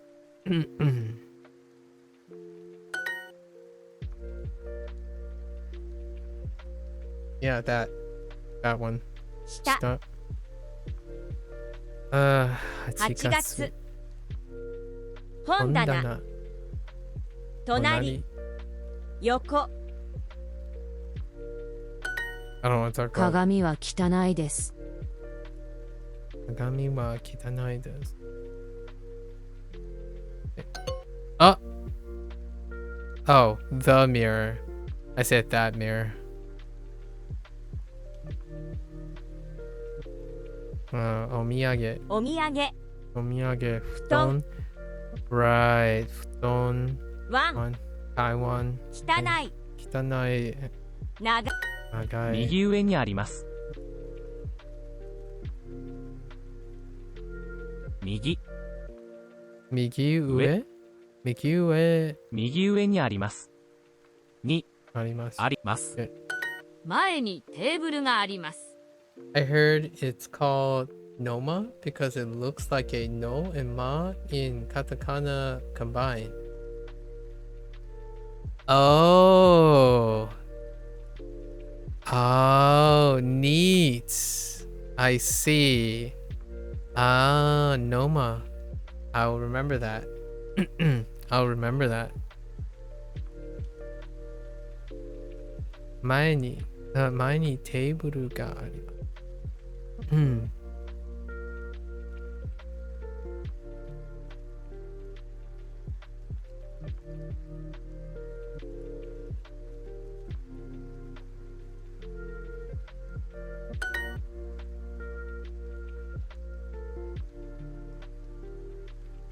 父。父は、父は、母の横にいます。机の上に本が3冊あります。机の下の上。机の上に本が3冊あります。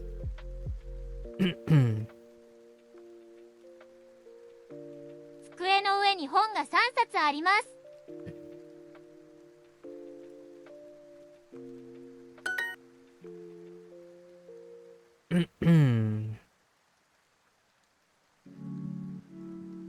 母と父の間に座ります。No? No, I am. Oh. 私がいます。Sure. 中 Just naka. Oh, don't worry. We'll pick up the pace. I don't think I remember my Chinese from yesterday, though. 右片隅 片隅。片隅 Okay. 新しい冷蔵庫です。隅隅。隅 Okay. 布団は小さいです。布団は小さい。おいしいです。おおいいしいしい。小さい。My bad.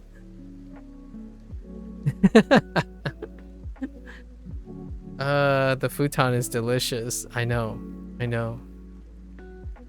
韓国人。Oh, yeah, 韓国人。 we got 韓国 in this unit. 彼彼女女はは韓国人韓です。人です。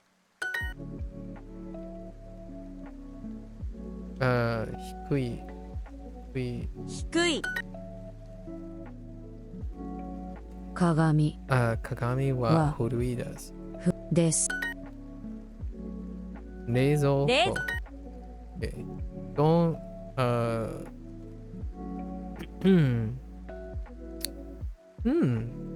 布団布団は片隅片隅ににあります。ワン。布団。お土産。汚い。長い。Yeah, don't. I just wanted to reiterate. I kind of just went on a tangent, but yeah, distractions are welcome.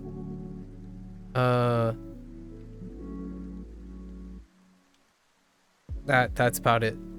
We'll keep it concise. Distractions are welcome. このこの本はこの本は長いです。長い。です。 One might assume you'd easily mix Japanese and Chinese together, but thinking about it, yeah, it really actually doesn't. Honestly, real talk. It's so difficult. Like, it actually surprises me when it mixes up. It's probably somewhat like English, French, and Spanish. Like, here's my thought about it. It surprises me when I get them mixed up. So the chances are it's rarer than I think. If you know what I mean. Like, I actually get taken aback when I mix something up. As in, like, when I say it's like, oh, that's hilarious, actually. Oh, I can see the resemblance. That, to me, is the typical feeling. That's the typical feeling I get. It's all I use is the Latin alphabet for the English, French, and Spanish. That's, yeah. 布団。布団。長い。 Okay. 旅行。旅行。99冊。冊。 9冊。 2 2冊。冊。いつも。いつも一人。いつも一人で。いつも一人で。旅行します。Where are we going with this? Which version do you want? Let's see. いつも。いつも一一人人でで旅行旅行します。します。 Hard time putting it into exact words, but I think you understand what I'm trying to convey. Yeah, no, it's understandable. Yeah, the idea of an overlapping system in terms of the writing system, right? It is very difficult still in the long run. Like when I'm like reading English, right? When I'm reading English and I'm reading Spanish, like that's clearly Spanish. You know what I mean?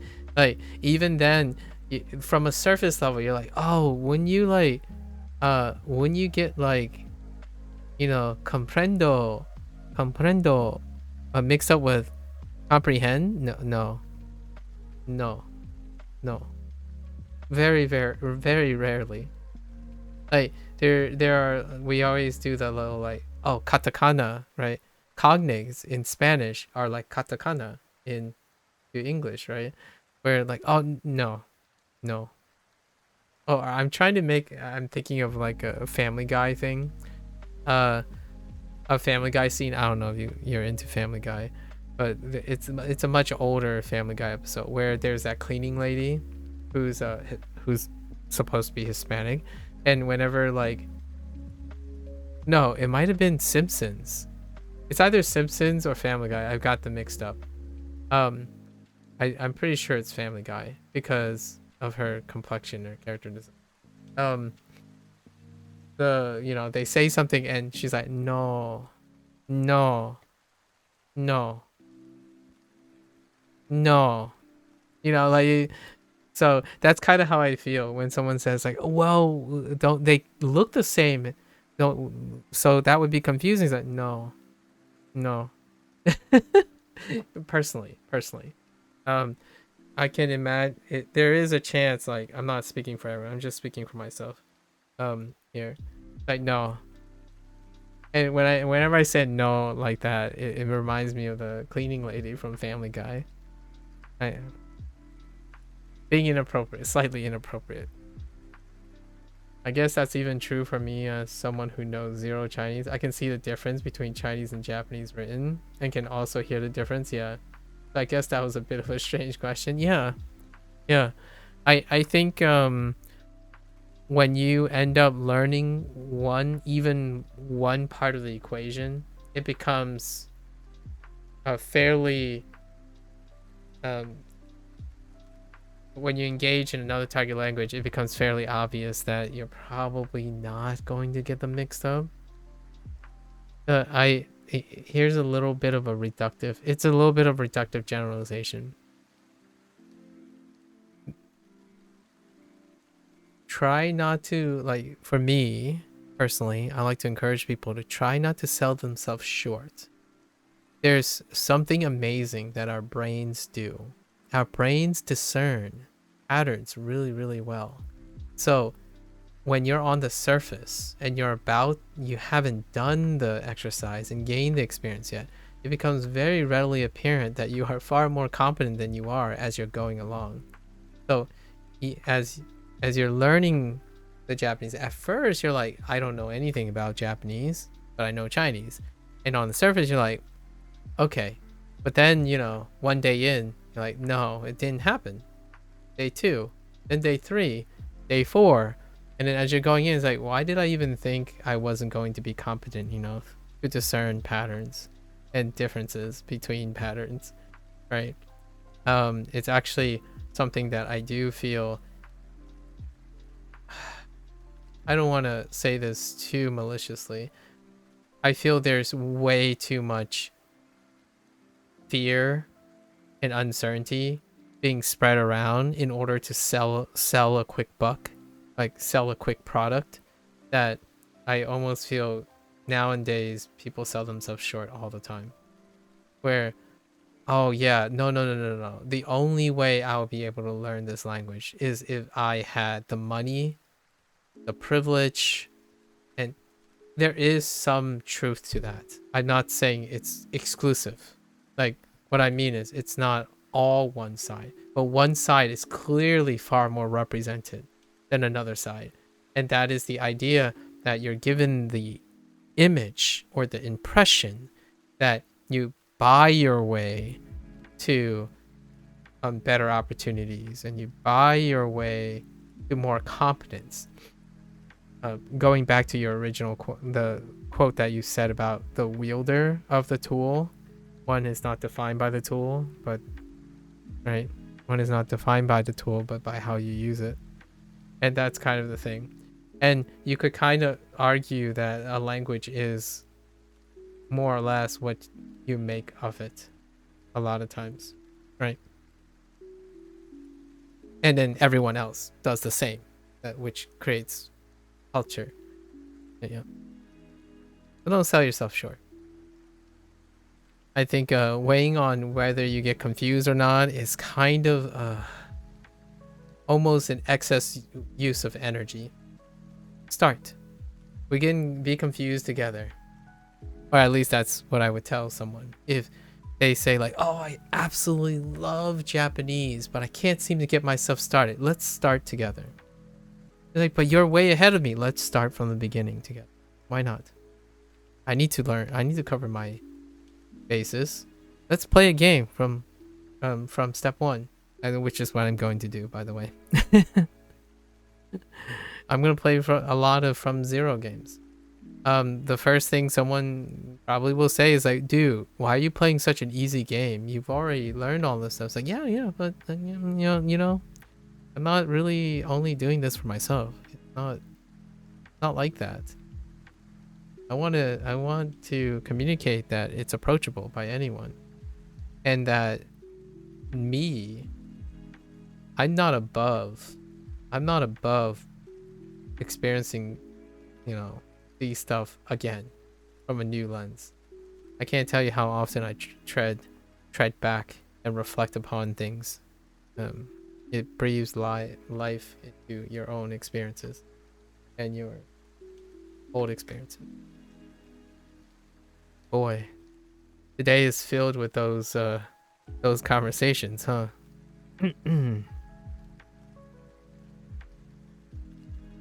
Where am I? There's one book on the bookshelf. 本棚に本棚本棚にに本が一冊一冊ですますとありあります。ありの Oh. ます Sorry. 前前に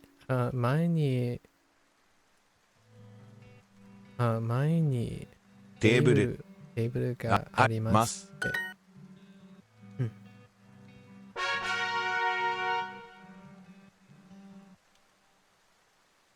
Oops. 後ろに椅子があります。told someone, I quite literally told someone, if they were okay and they wanted to be a barista at Starbucks, I'm like, I'm nearby. Let's become baristas together because I always wanted to see what it's like to be a Starbucks barista. That is a short, concise, anecdotal short story.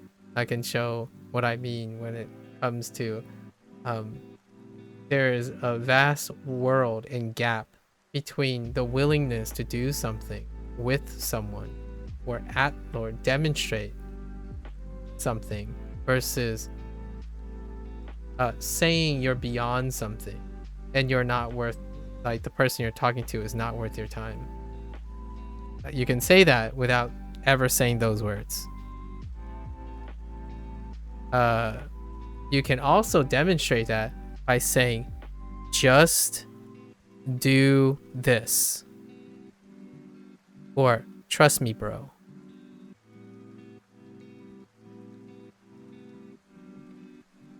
This to me is, you get plenty of that. I'm not here to do that. You'll get plenty of that elsewhere. How else are you gonna get gaslit? You know? 後ろに椅子があります。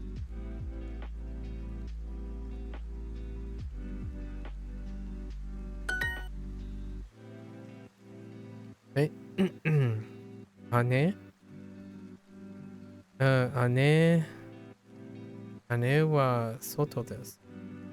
No, wait. Weird. 姉に外ですがます。Oh. がいます。Sure.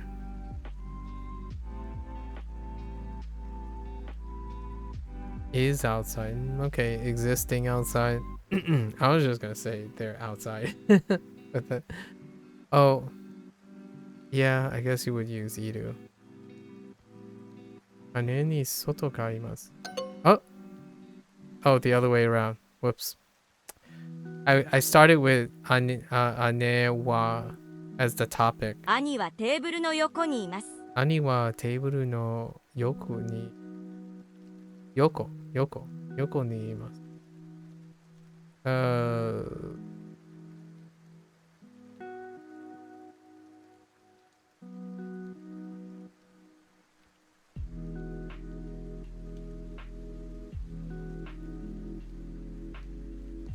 Oh. Okay. 本棚隅に本棚がありますね。Oh, that corner. 隅に本棚があります。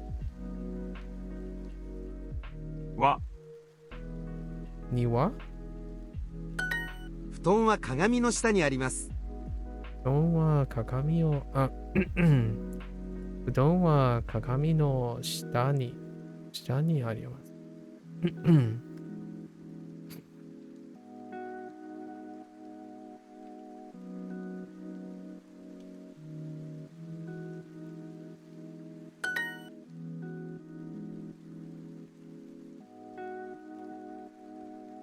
これはお土産の、これはアメリカ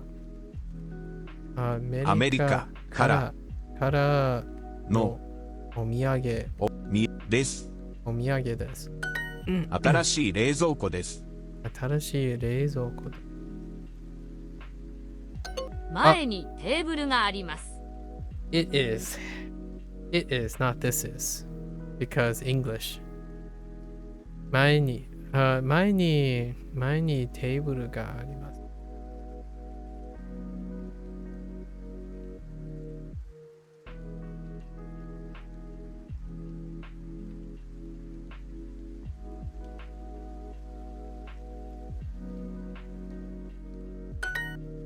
Okay. I don't want to talk about it. No one say anything. 姉、姉、外に姉がいます。子犬、あ新しい冷蔵庫です。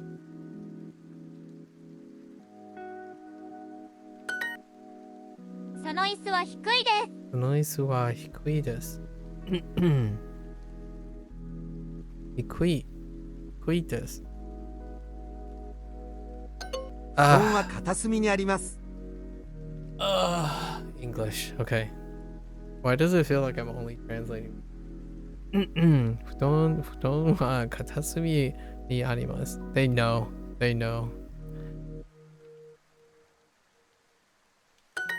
机の上に本が3冊あります。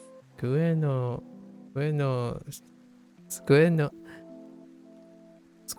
上に本が3冊、3冊あります。一人で旅行しません。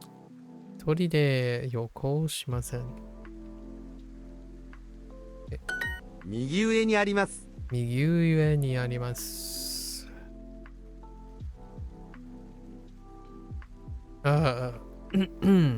Wait.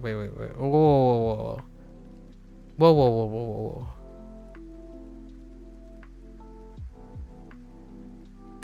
隣のレストランは美味しいです。隣のレストランは美味しいです。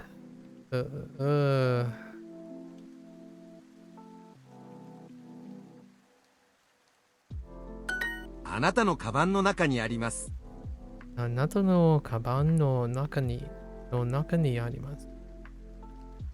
あなたのね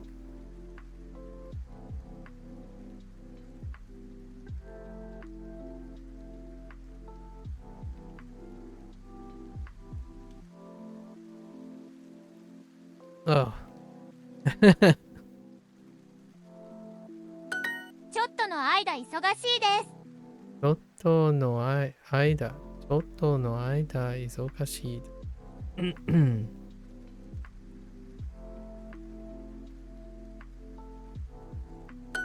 左下にあります。左下に。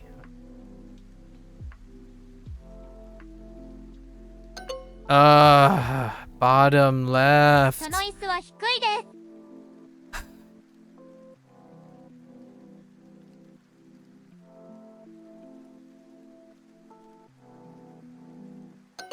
Oh, that chair. Whoops. 左下にあります。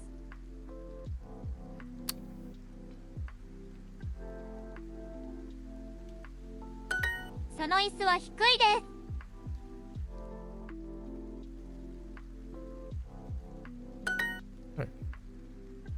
We're rushing a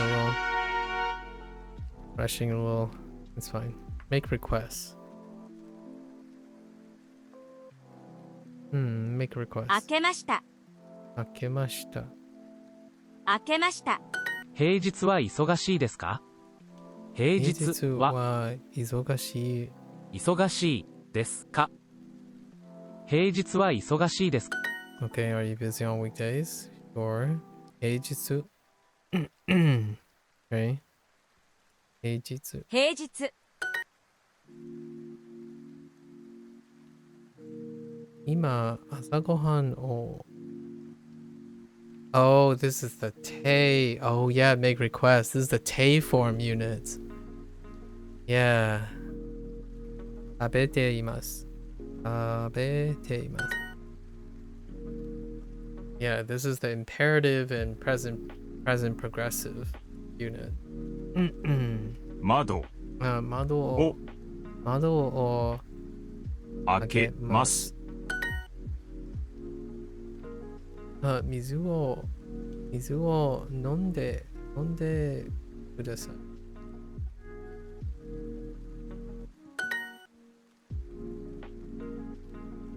Okay. Shopping on the weekend. 週末、週末は買い物買い物をします。します。 Really? You're gonna go with that? Sure. 名前を書い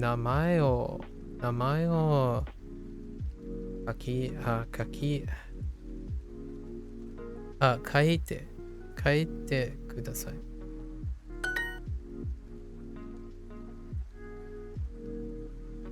Right. 浴びて帰ります。浴びます。洗濯。平日。Oh yeah, 掃除、洗濯。家に帰ってください。浴びて平日帰りました。掃除帰ります。ここに座ってください。ここに座ってください。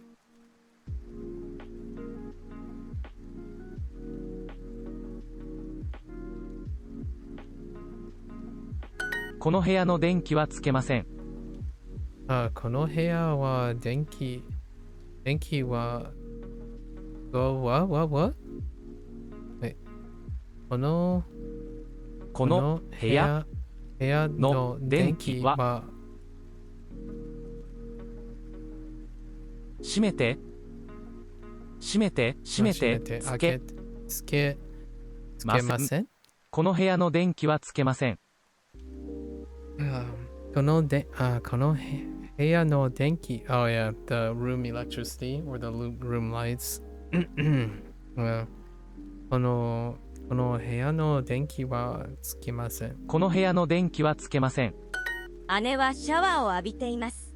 姉はシャワーを浴びています。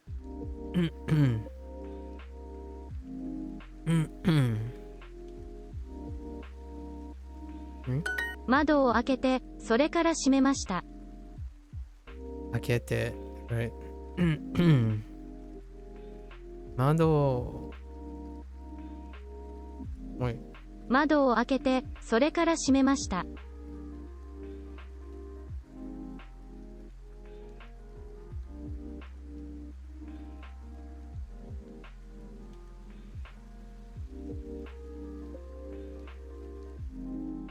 窓を開けて窓を開けて閉めました。はい。窓を開けて、それから閉めました。帰って、それからそれから is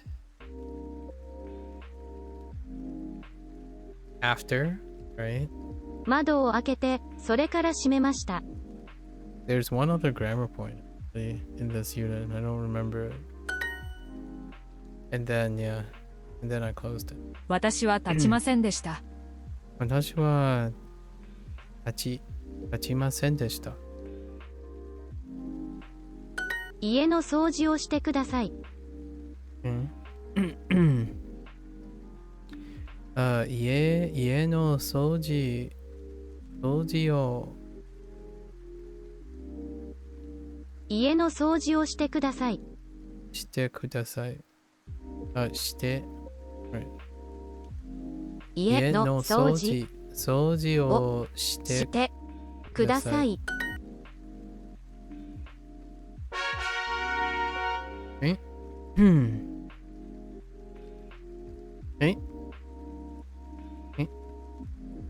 掃除。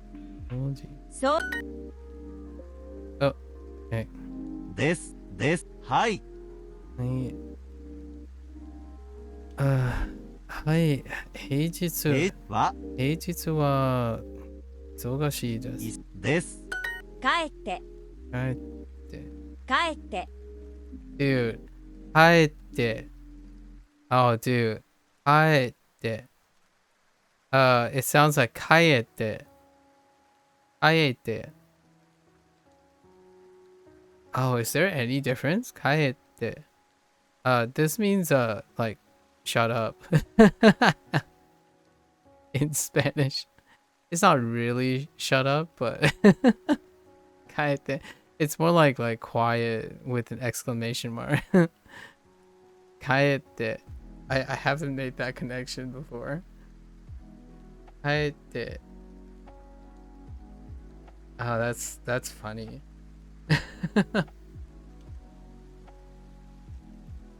帰って. There's no like pause, but 帰って. 帰って. 帰って、帰って。 It sounds so close. Alright, anyways. 平日. 平日。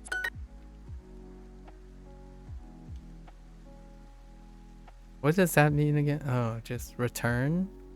You return? Command? 帰って.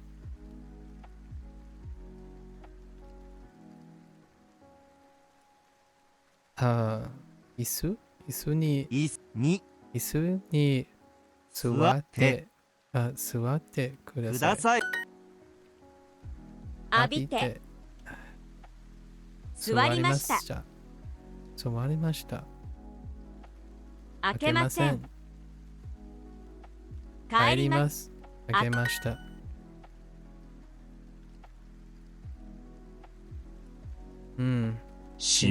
閉めて。窓を閉めてください。毎日。平日。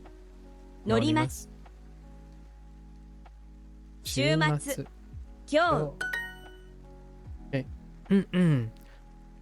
Up and away, Adam. Let's see. 今日。Yes, Duolingo keeps giving me free soup. We keep getting free soup. は。今日。You know. 今日。The day before yesterday. おととい。おととい。What did you do? What did you do? Oh. 何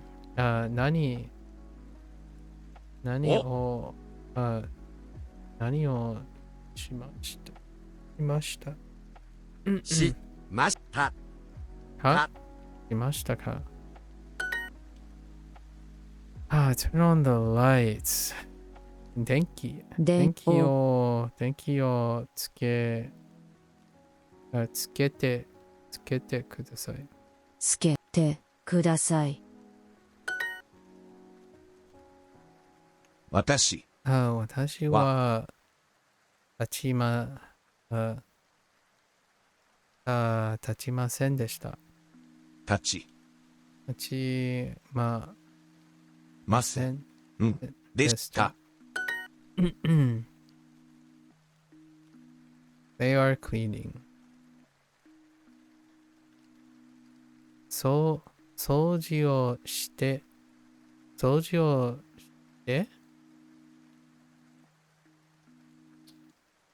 or 彼らは掃除をして彼らは掃除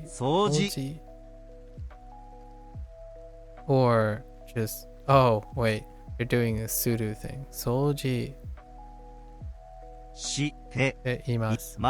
しています。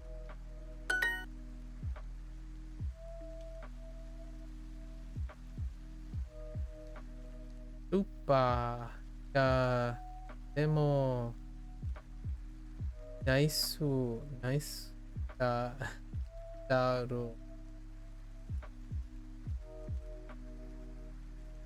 I think a super has a extra. I think it's like soup. Oh, There might even be a tsu.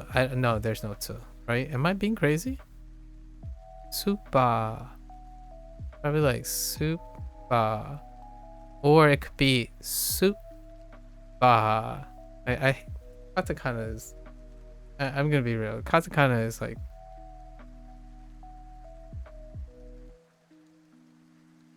You know? It'll be like that all the time, you know? I like finagle it a lot of times.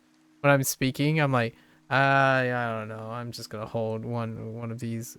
I'm gonna hold one of these syllables because it makes it sound. I'm channeling my inner Japanese English person. It might actually be no, yeah, it's probably not to be confused with supa. Just a supermarket. But then again, what could supa that is different from supa?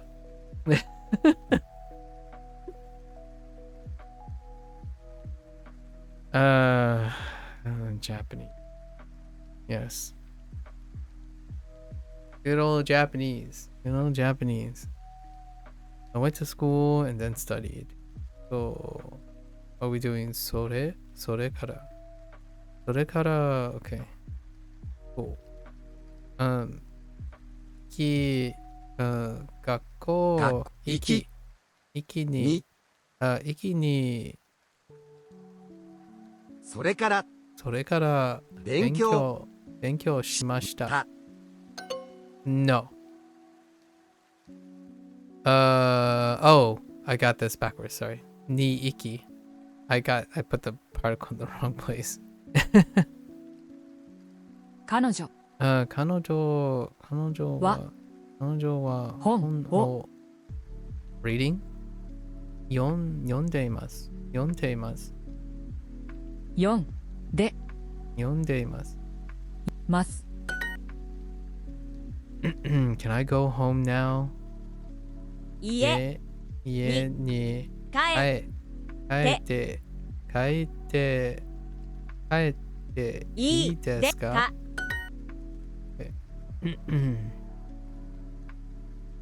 Oh, immediately.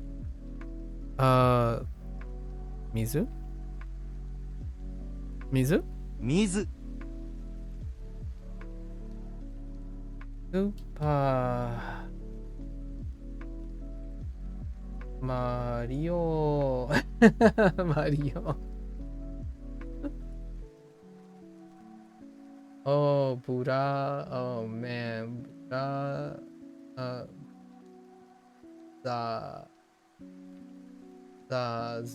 Burazazu. Is that really how you say brothers in... Oh, my gosh. Burazazu.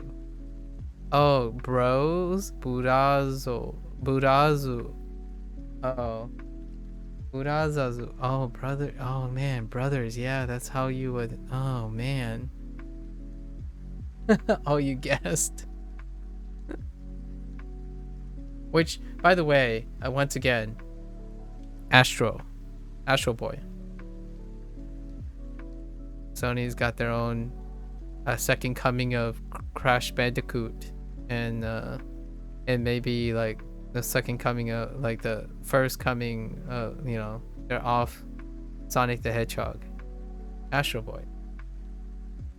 Or we can throw some nods. Banjo-Kazooie, Jak and Daxter.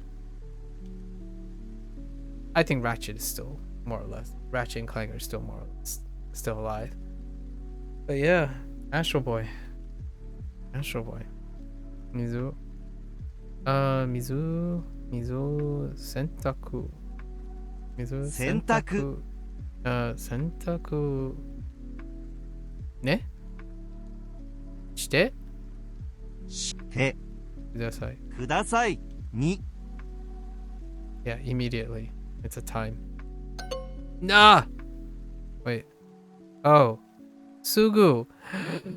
Oh, Mizu is not... Sorry. It's Sugu. What am I thinking of? I was thinking of water. Thinking of water.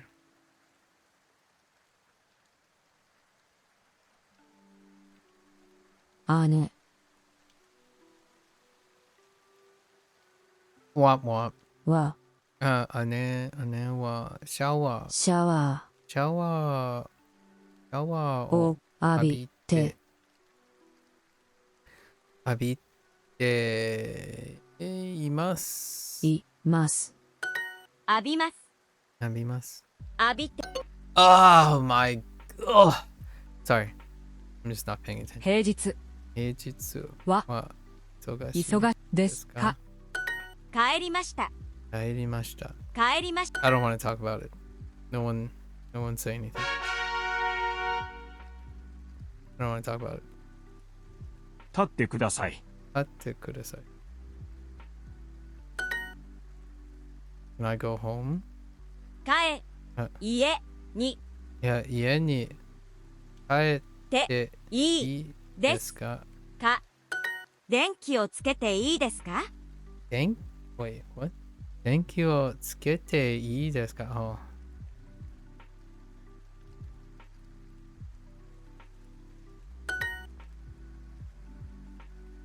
Please close the window above.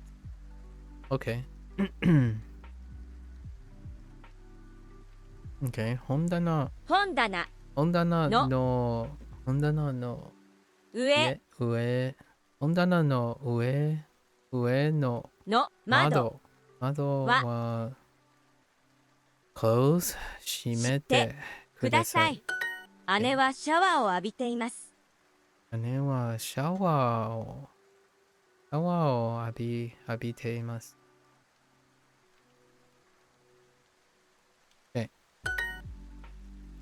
すみません。すみません。 For drinking your coffee. すみません。コーヒー。コーヒー。あなたの。あなたのコーヒー。コーヒーをを飲んで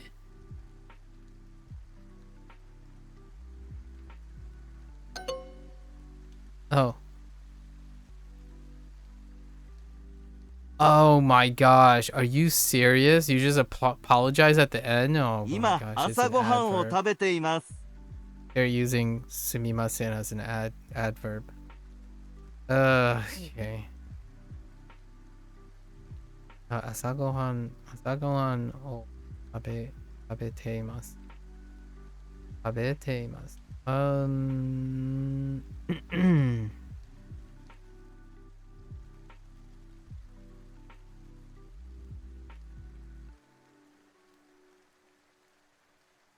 Oh.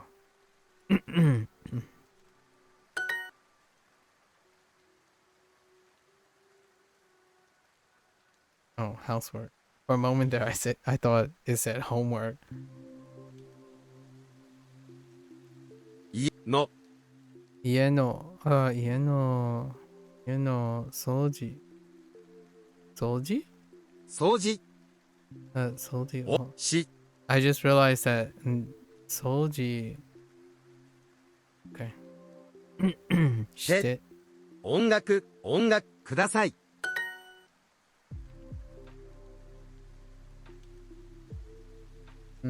I don't recognize those.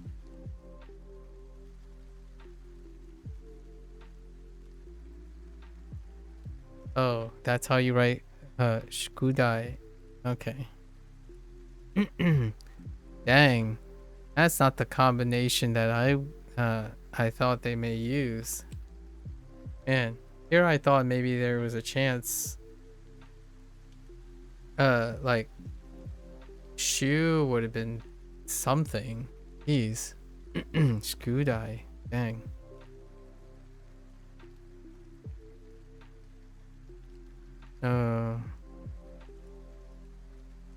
あなのあなたのコーヒーを飲んですみません。ーすみません。おとといは何をしましたか？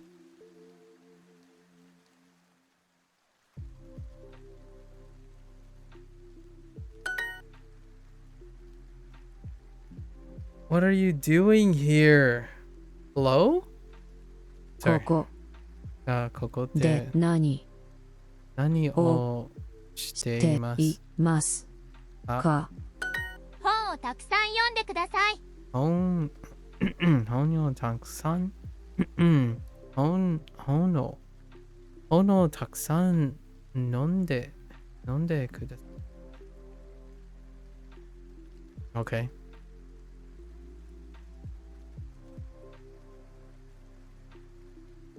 書いていません。書いていません。That also sounds like 書いて Japanese kanji be like fairy kids? Yeah, I know, right? Fairy chow. Yep. I am writing.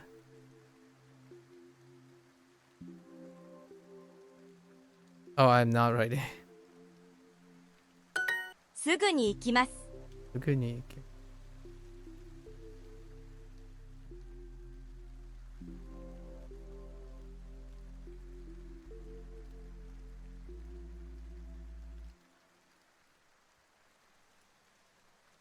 Okay. Wait. Nah. Nah. No. Nah. No. You take that back, Duolingo. You take that back. That is not true. Easy is easy enough to pick on the Japanese. Nai, asen, yanai. Yeah? As long as you know your e adjectives from your na adjectives. For the kunai and the janai. Because there's also e adjectives and na adjective conjugation. The masen though still gets roped into predicates. That's not too bad. You don't masen any of the e and na adjectives. But kunai and janai can be related to the e adjectives and na adjectives. それから選択します。それから選択します。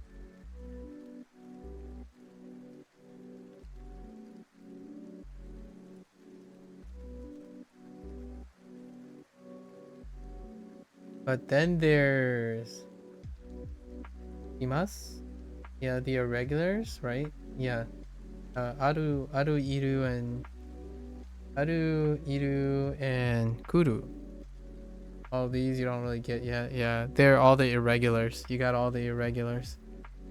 Those are 3 irregulars. A sudo occasionally has some irregularity, and there's and that's it. I think that's at least the only ones I know so far. So kudu is a special class. So is kiru. Yeah, I mean, so iru and kudu, and then for whatever reason, or it's usually aru and iru, but for whatever reason, kudu just wanted to be part of the family. I suppose I got to cram them into your head. Yeah, those are the irregulars. So, mnemonics, ahoy! Get your mnemonic devices 週 ready. 末は韓国に行きました。 I actually don't think they're that as especially aru and iru, since it's so prevalent. Although kudu has a lot of like special verbs, like kudu is used quite a lot for some specific verb things, but then you get used to it because sudo and kudu are commonly used to create, like, I don't know what you would call them, verbial phrases. It's like the closest thing to, in my opinion, English verbial phrases. You know, like a pseudo verb, right? Well, pseudo verb, as in the thing that you combine them. What's in my primary way of learning kanji? This is my primary way of learning kanji. Outside of Shoshinko. I've learned all my kanji from this. And whenever I'm streaming. I've learned most of my kanji from streaming and doing this. You'd be surprised. We are from Duolingo. We are over 300.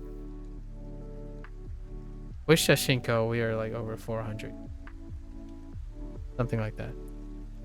And then from Duolingo, obviously, I'm not going to remember all of them from non-aided recall, but we are over 2,400 to 2,500 vocabulary. That still requires some kanji. At least, 1,600 of them require some kanji at some point. If I was being generous with myself now, I would say 80% of them, maybe, the vocabulary words, I could like make something up, but it would context, if we have context. Your goal with the Japanese language, or at least, is to know more than the something I don't have any of those I don't have any of those mean kanji characters. However, because of Chinese, I know one is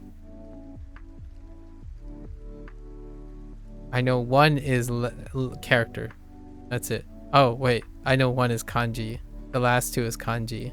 Only because I know the last character. I don't know what the first two is. Introductory. Oh, introductory kanji. Which one? What's considered introductory kanji?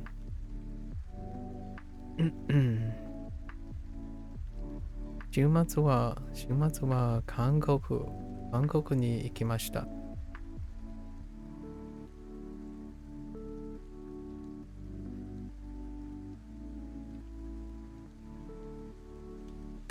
この部屋の電気はつけません。この部屋の電気屋はつけません。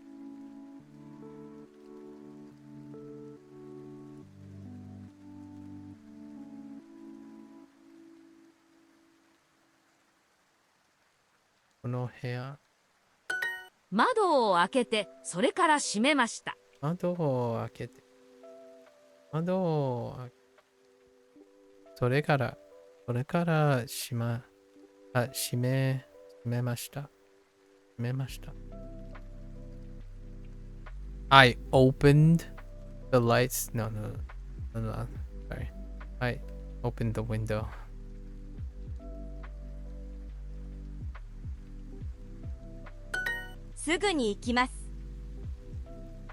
Oh, the 2036. I was making sure that those are considered introductory or not.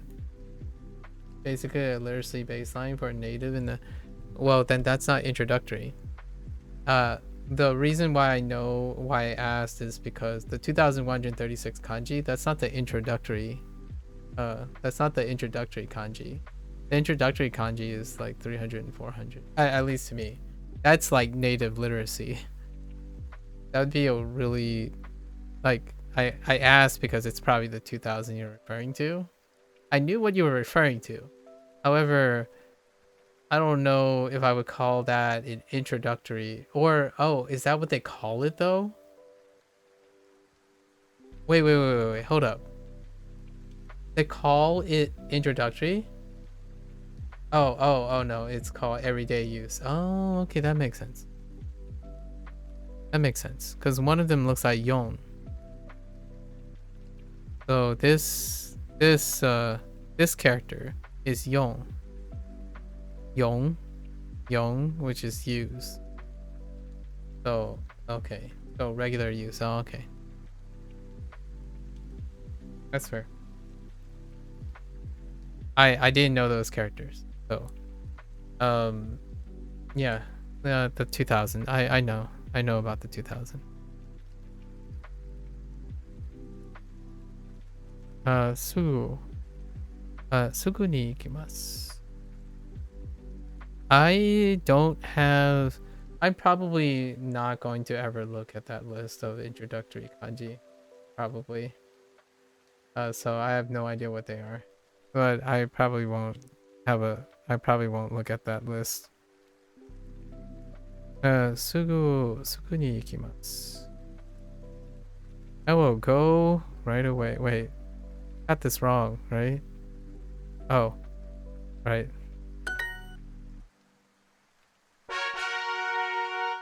Alright, you recently learned Ji from Wanikani? Ah, I see. Yeah, that's onyomi. So Ji is onyomi. The only reason I know that is because it's Ji. It's Z. It's Z. It's Z in Hanzi. And obviously in Hanzi. Oh wait, I just made a joke and I didn't even know about it. It's a pun. I just made a pun. It's literally Z in Hanzi. It's literally Z for character.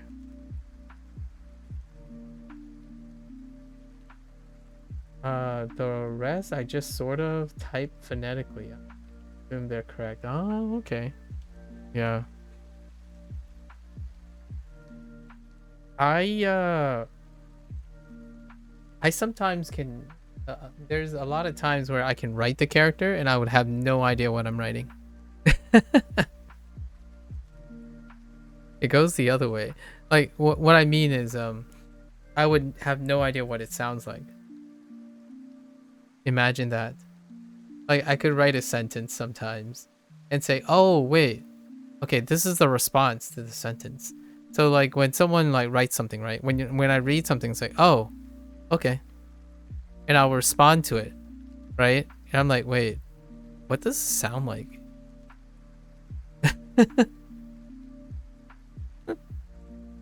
Like so sometimes it goes the other way because I write a lot too.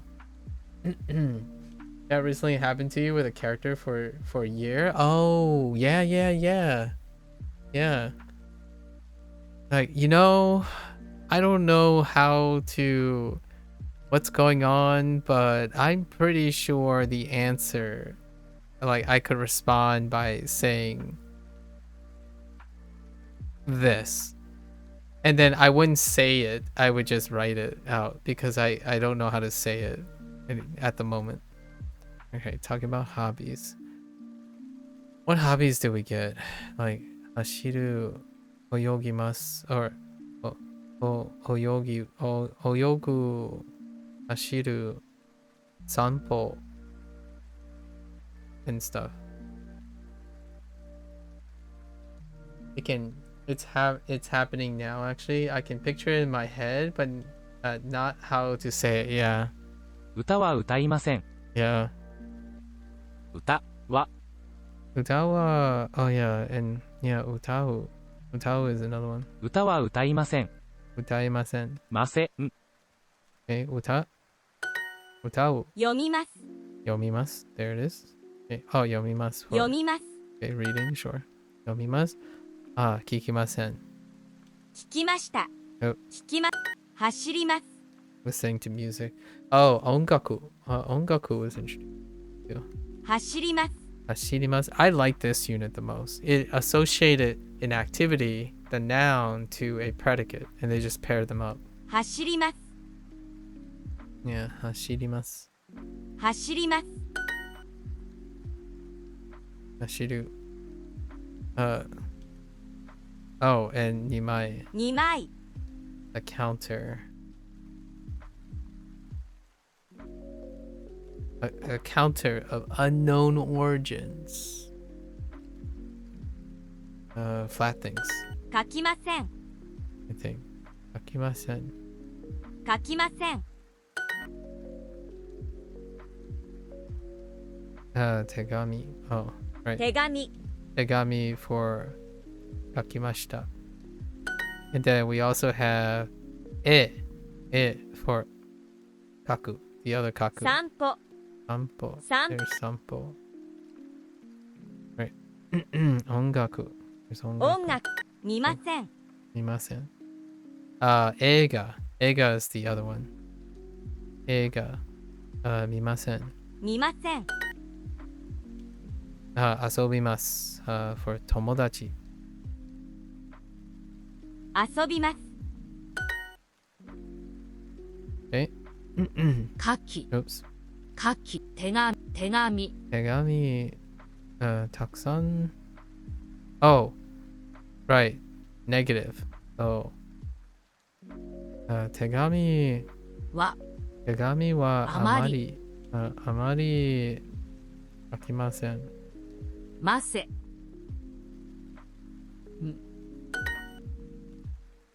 Eiga. There's eiga. 映画歌います Oh. 手紙 No. Niru. No. No, niru. 習います No, naru. No. No, naraimasu. Narau. Yeah, narau. Naraimasu is to take lessons or learn. So, Nihongo, naraimasu. Oh, actually, Nihongo ni? Or, write this in. Nihongo. Oh.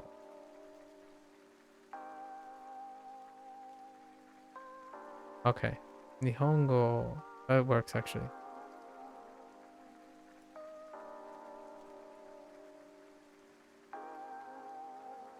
Toshi. Toshiari. Toshiari ga. Oh. Guguru. One of the people in the small Japanese server waved to me and we shared a server. How unlucky is that?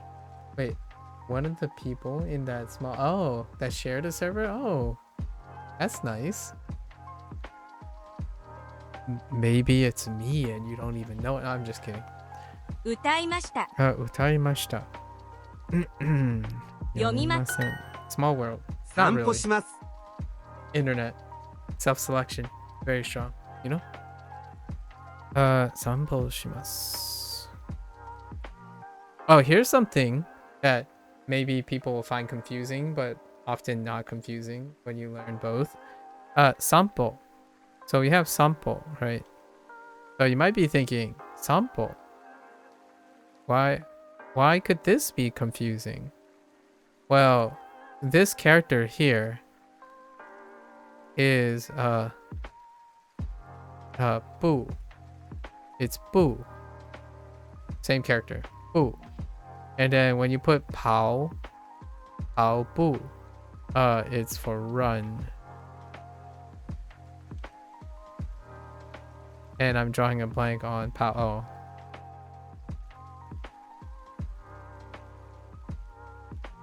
So Pao Boo is run.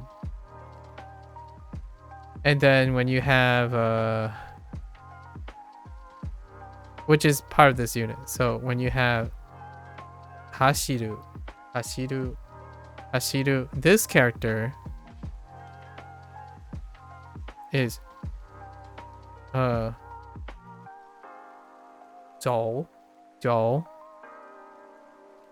Actually, I don't know how to write the pinyin for Joel. Joel. Yeah, Joel.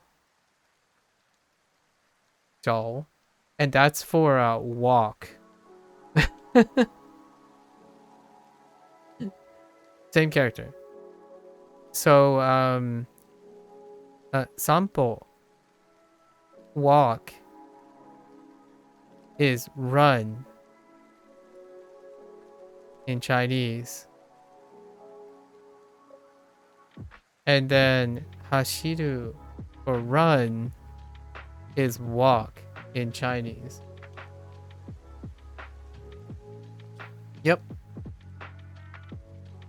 How do I get it straight? You just do. And it actually helps you remember it. Do I ever get them backwards? No, not yet. And largely, I wish I could wrap my head around it.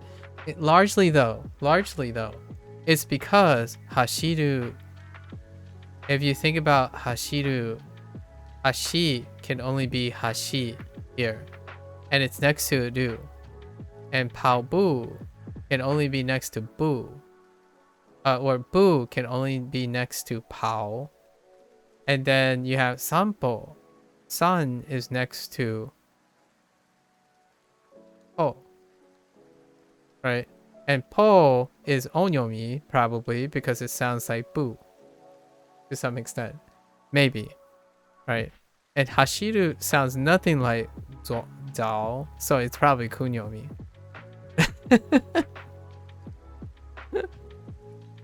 I'm not sure how accurate any of this is. The idea is that you can go back and forth all the time, and it when you learn more details, you just kind of remember them. So it's kind of hard to forget these. It's hard for me to forget paobu and sampo and hashiru and dao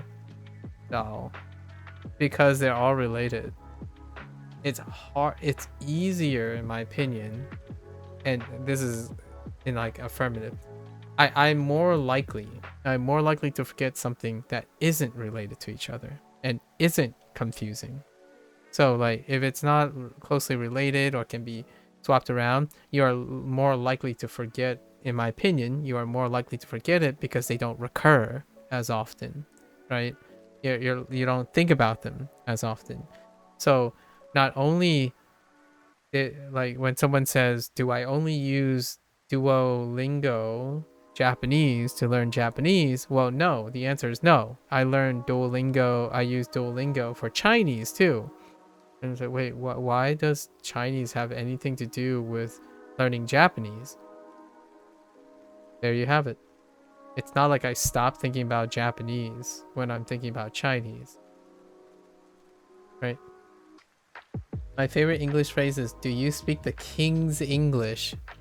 Where's that from? Is that a reference? I don't speak the King's English, that's for sure. I guess nowadays it's the Queen's English, right? Because a lot of times people defer to like the residing queen who gives like speeches and stuff. I don't remember the last time I've seen the king. If you're talking about like if you're making like a British reference, right? I go on walks. Sample shimasu. It's sort of a reference, I guess, to the monarchy of England as a whole. Yeah. So I've been told, content creators have blasted my face that the Queen's English, right? Since we haven't had, or since the Queen is the residing monarch, the Queen's speech, right? The Queen's speech, the current residing Queen's speech, have been used as like it has often been used as a facsimile. Facsimile, I can't spell facsimile, we'll just say it's facsimile of high English, right? And I get it. Well, I listened to it, by the way. Oh, I did? That's how you spell facsimile? Oh, interesting. Wait. It really is? Oh, hey. Interesting. Of high English. And my only thought was,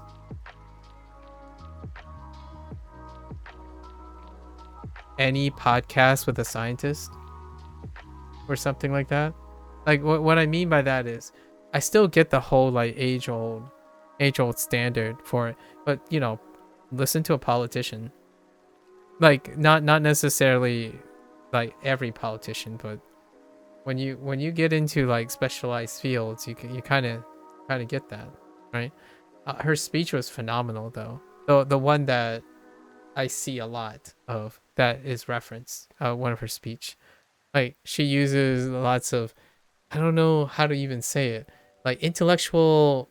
I almost even want to call it, this is an oxymoron, right? This is a bit oxymoronic.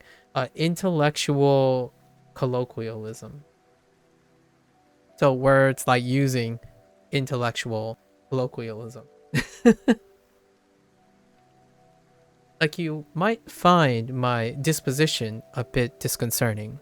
However, I would like to reassure you that I am calm, collected, and ready to proceed with negotiations. Right. How often do you use that type of colloquialism or lack of, like, that non-colloquialism? That's high English. I'm going to use the word high, but just so that in order to avoid any stigma. I actually find that there is beautiful like beauty in being like low English, so to speak. Not in the same sense as what we talked about when we were talking about Gen Alpha stuff. No, not in that way. Like, sometimes when someone says, "It hurts," I know. As opposed to, well, that seems like a projection of your inner emotional damage. Or something like that. There's sometimes, there's time and place. And I feel like oftentimes when we think of colloquialism, I think as much as I want to sound like a Japanese poet, right? A Japanese poet, or like the level of a Japanese comedian with their puns and whatnot, we can stick to high English, perhaps. Thou speak thine king's English. Yeah, true. Now we're talking about old English, right? We're talking about old English. Dang.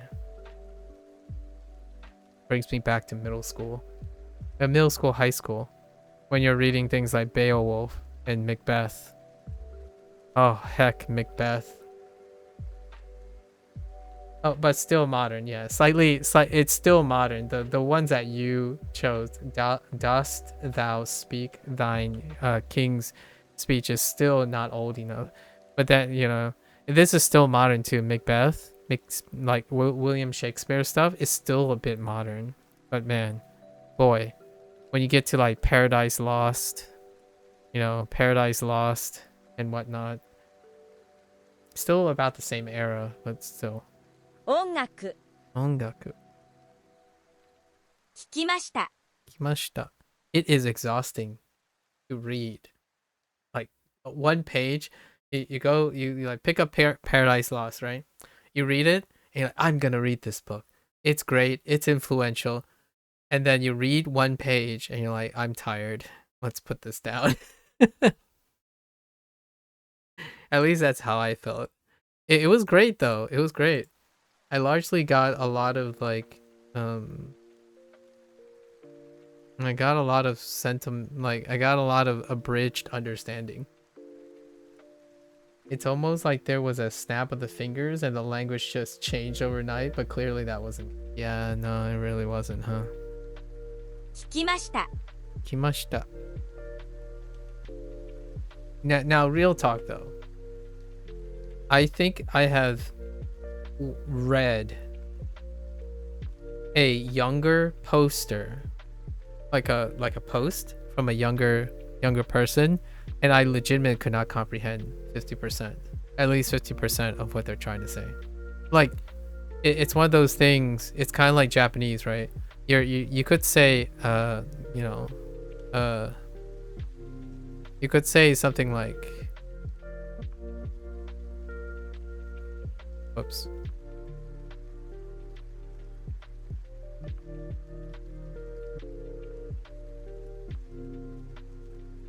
That's awful. You could say okaeri nasai, right? Okaeri nasai. And you could just you could say it in the sense of understanding what it is. Sort of like, oh, this is when you say it. So a lot of times when I'm reading some of the posts, the words, like the characters, and you kind of know what you think the meaning is, but then you're reading it in the context of their like messages, right? They're responding to something, and I'm like, I don't understand how this thing has anything to do with like buying sushi, for example. And I don't know if Japanese people have the same adherence thing. I don't think they do, because of how monoculturally strong the language is right now. In English, sometimes someone's like, you know, back in the day, you what mate still is okay for me. You what mate, right? Nowadays, I'm like,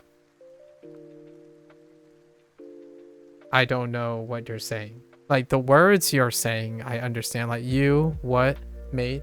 And this is not the example. I'm trying to provide an example where you can see that there are 3 common words there, but no idea how they are related anymore. What would we call that now? New English, and we're speaking old English? Boomer English versus boomer English versus I guess that's basically what it's called, right? We basically, anything before Gen Z is boomer English, right? So I'm still like between boomer English and Gen Z English, and I have like 10% comprehension of Gen Alpha English. Not today. 聞きました Like for here, these are real examples. Like what I mean is, this happens more often. Like I get this a lot. That's not wrong.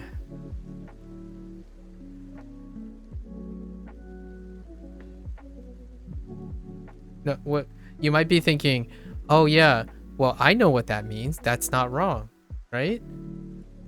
When you hear it, in my opinion, you gotta subtextually read it, right? So if you think of all the context, sometimes when someone who's a generationally gap difference, when they say that's not wrong, they mean something else than the current people who said that's not wrong.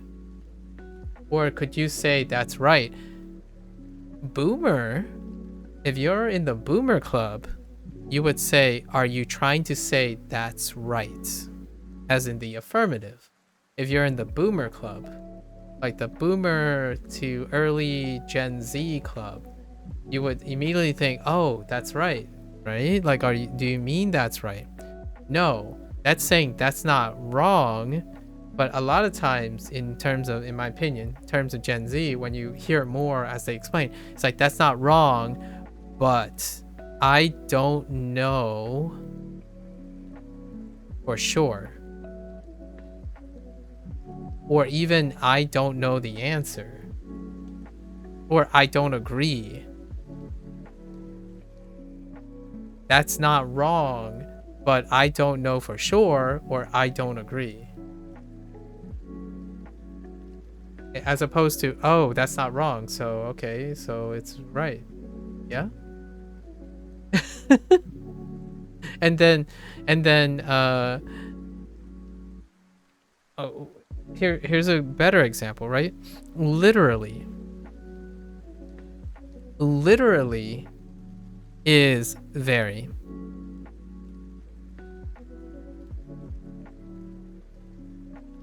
I'm just gonna stop there.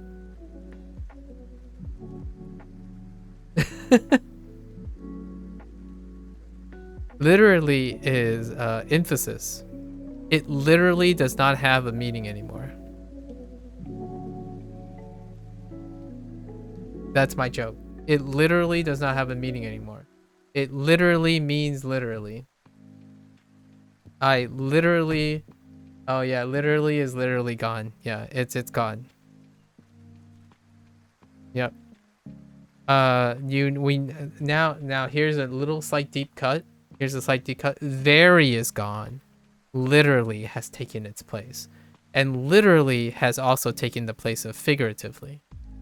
So maybe the word figurative is just not that great. You know, it doesn't mean, it sounds weird. Maybe it's too weak. So now literally means figuratively and very at the same time. I'm literally being serious. I'm not actually serious. You're literally dead. You're figuratively dead. Yes. So that's kind of the new age stuff. I think this is the stuff that what I mean by Japanese, like learning Japanese and learning language. Like natural language will change like this, and they're very subtle, and they happen a lot, and lots of miscommunication happens. What have we done to the English? Whoa, we technically are still set in that. We're still lagging behind, you know? We're lagging behind.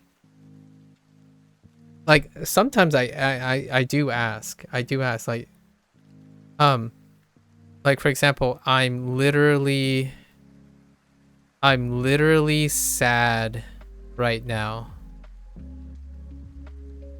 Do you know how confused I am when someone tells me that? I'm very confused. Or what I mean is, I have to know how old they are, what kind of English they're speaking. Because if they're literally sad right now, I would ask, why are you sad? Like, can you tell me a little bit about why you're sad? But when they say I'm literally sad right now, it might be figurative. And what I mean by that is you're figuratively sad right now, but not right now.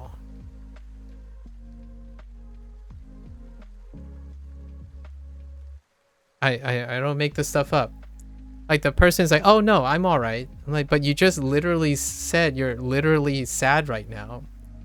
Like, how can I not be worried?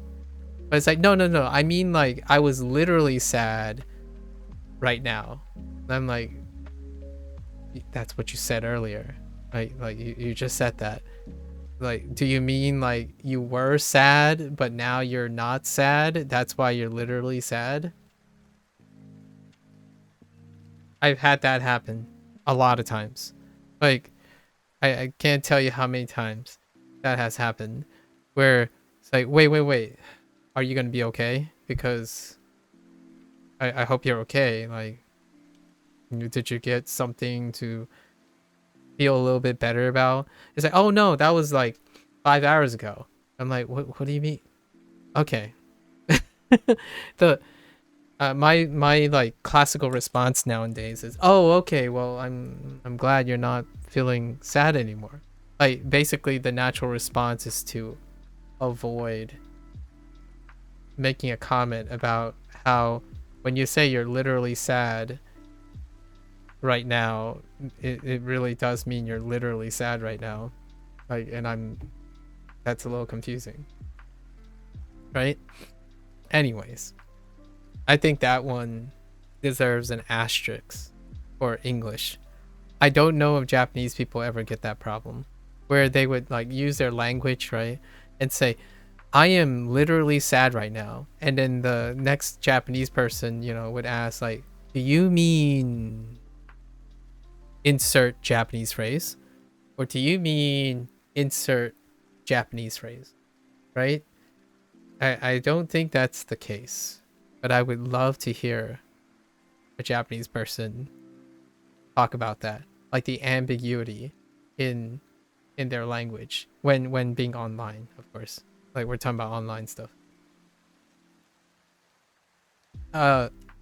It still happens, right?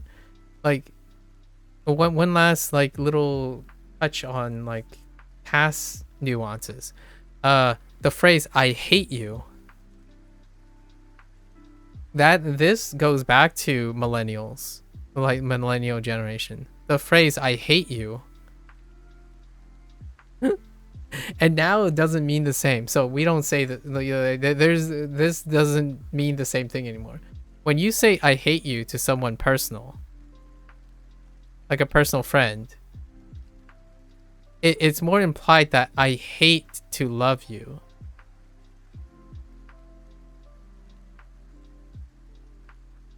Like it's a relationship between a love-hate relationship. Like love to hate kind of thing. Oh, you know, like, you know, someone's being a goofball and say, man, dude, I hate you. But now you don't use this word because it's some like this is now we have new context for this. And it's still nonsensical. It's still really nonsensical. You know, back in the day, bad is so bad. Is so bad it's good. Right? That's still around. It's so bad it's good. Or just being bad. Being bad is good. Or like down bad. Oh no. Oh no. I actually know that one. Yeah, down bad. Oh man. I know this one. This was recent. Yeah, down bad. I learned this one. Also big bad. Big bad. Big bad is trending. I think big bad is trending. But that's the big bad. Ooh, I don't know what I did to that boss, but that boss is big, like big mad as well. Like using big instead of like very.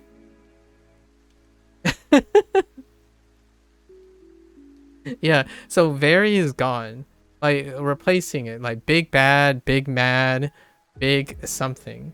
So, you know, there you go. No, those are my new ones. I forgot that I learned a few new ones. Picked up a new one. Like, dude, man, that boss is big mad. Yo. Like, I don't know what I did to them. It's like, you know, they just caught me in a bad time. 聞きました。 Mashita. I think it's really funny. I think, I know we're saying like it's dumb, it's like laughing and all that. I think you need to be like this in order to love language learning.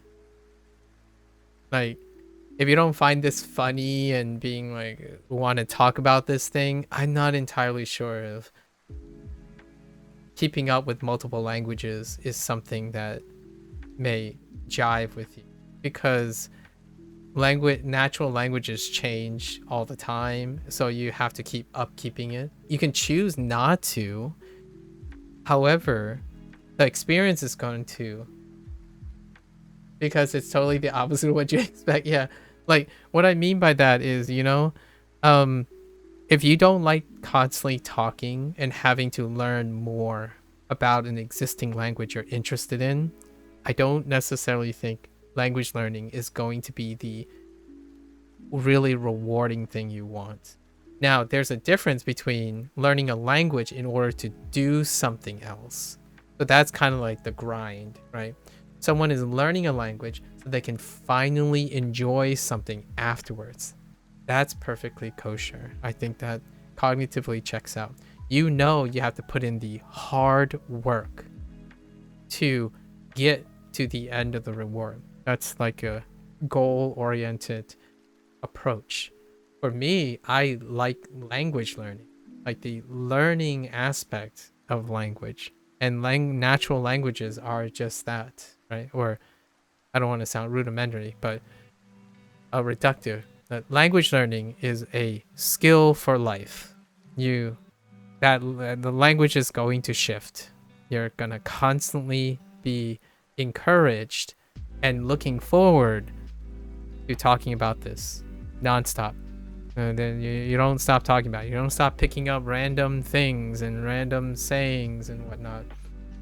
That's what life is all about to you, learning more, not only about language, but the world around you in general. Yeah, and language straight up enables me to access more content. So boom, win-win. Yeah, exactly. So it goes back to that whole cognitive dissonance that I talked about earlier.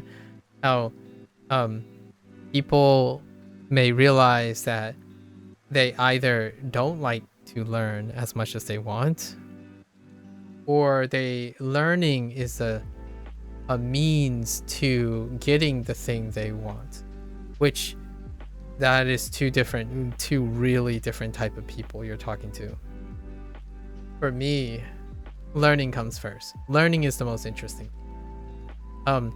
Having the idea that you're going to master something that you're learning, it's a bittersweet moment for me. Now, it might be great for it's still a bonus, what I mean is, if I did find out that someone says, "Oh, there's not much to learn left," and it's like, "Oh, okay, I'll go and move on and learn the next thing," right? As opposed to, "Oh, I finally reached the end. I don't want to learn anything again," which is different, because some people are saying like, "Hey, what are you gonna do after you learn Japanese?" And like, I mean,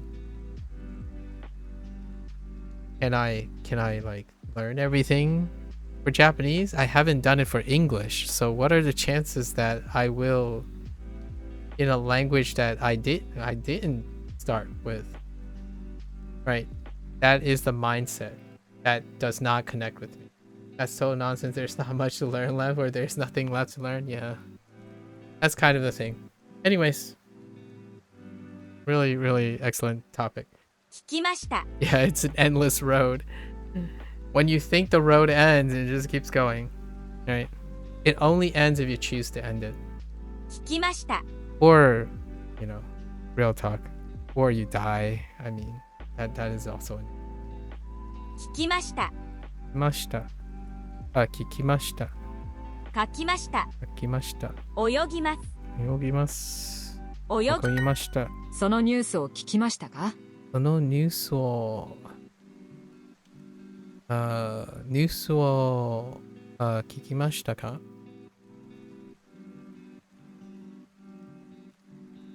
？Okay. でも、このロトはいいだ。Today.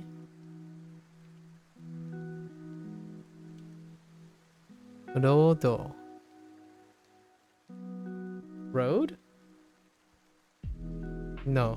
Road. Something was clean or pretty. Oh, road. Oh, okay.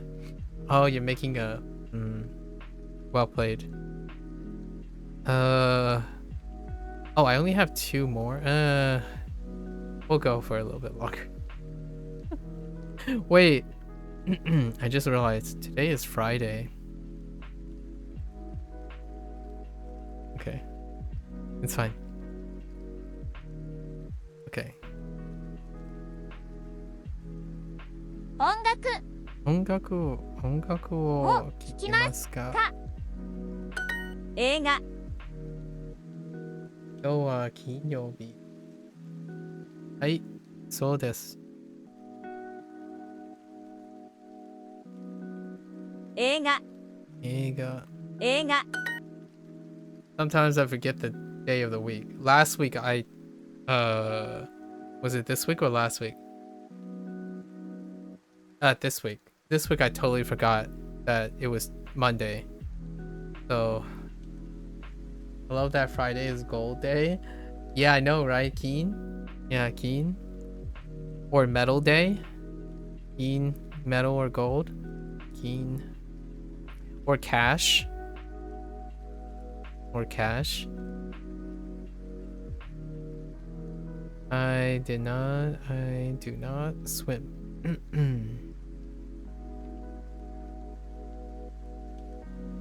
Yeah, or the character has those meanings, like kinzoku for metal. It's still keen is still in it. And then okane is money, which can translate not necessarily, you know, directly into gold. Okane, same character. And then in Chinese, it's cash. It's actually cash in juxtaposition to credit cards or plastic, and it's still the same character. Fun, really fun, huh? And it's the same. It's Jin instead of Keen. Jin. Any keys are linked up with J's. So these are the 2. So this is in onyomi. Largely because I know it doesn't end. Like you can't. It's so hard nowadays to say a Japanese thing without thinking about the Chinese thing. I don't see why Okay, real talk. Right. I'm gonna say something very, very ignorant. I already know the answer. But boy, when you learn Japanese, why don't you just learn Chinese too? Like, why doesn't everyone know Chinese and Japanese together? I'm kidding. All right. I'm done with my Gen Z, my Gen Z level of reductiveness. Just kidding. I'm actually trying to encourage people that related languages are beautiful. So is like, I met someone who wants to learn most of the Romance languages. Like, that's awesome. It's so difficult to not be so hyper interested when you're learning languages that are related to each other. Not in the same, this is not the same as, oh, you know English and you're gonna learn a related language. That's compartmentalizing a native language and a target language. I'm talking about staggering target language.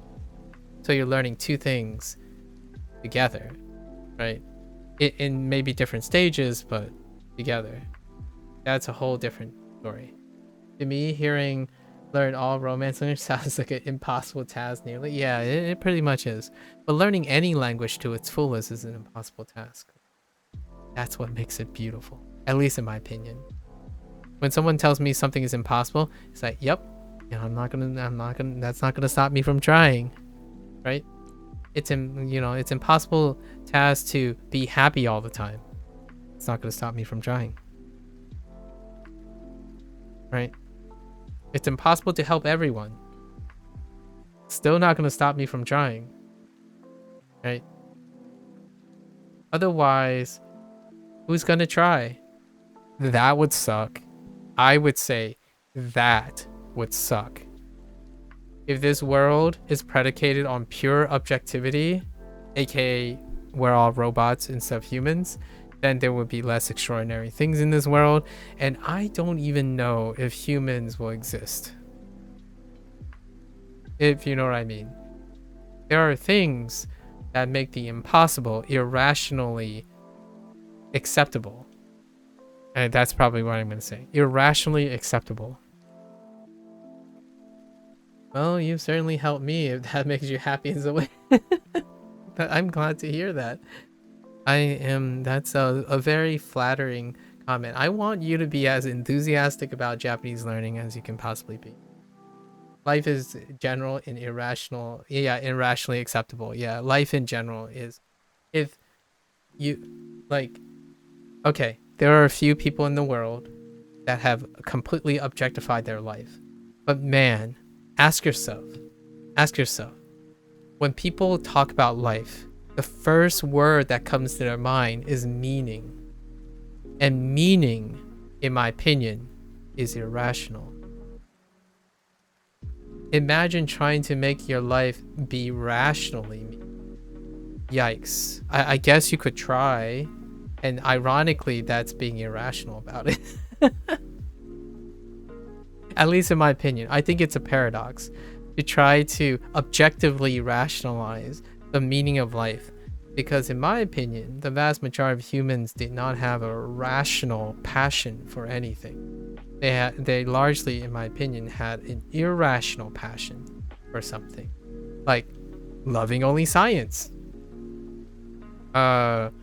Choosing not to have children for the sake of X, Y, and Z. There's so many things about that.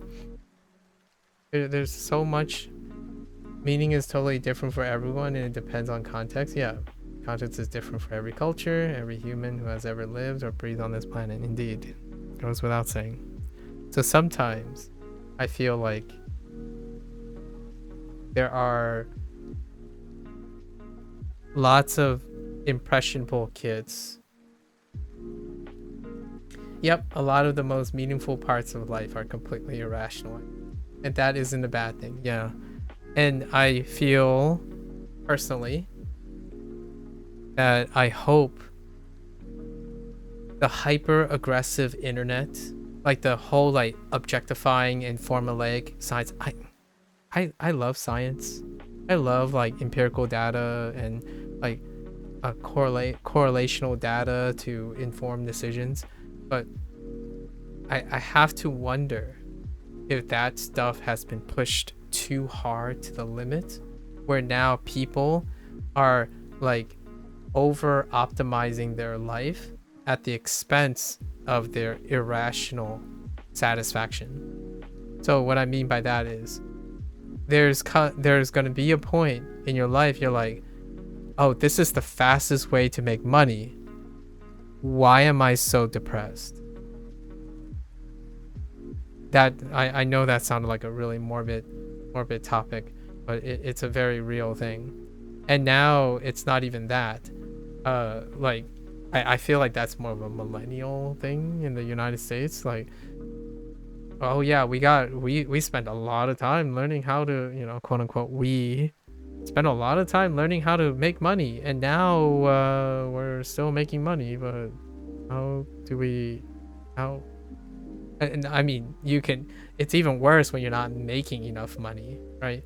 Like, we're not even touching that, where you go out of doing, you're not making enough money. So how do you stay happy? Because if you can't stay happy, you're gonna make even less money, right? The cycle continues. So if you're in a bad place, and the only way to get out of that bad place is to be irrationally being able to cope and, you know, like rationalize, but if you're stuck in a place, what is the way out? Maybe that some of that irrationality can help, right? Like, oh, well, you know, things are just going to be great. Wishful thinking, hopeful thinking, that kind of thing. Nowadays, I think, oh, kids are nihilistic before they even get an opportunity to thrive.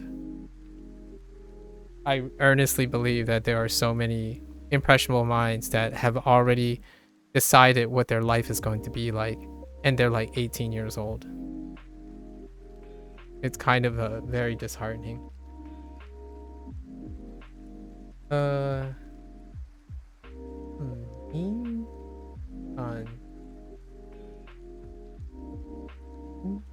Son?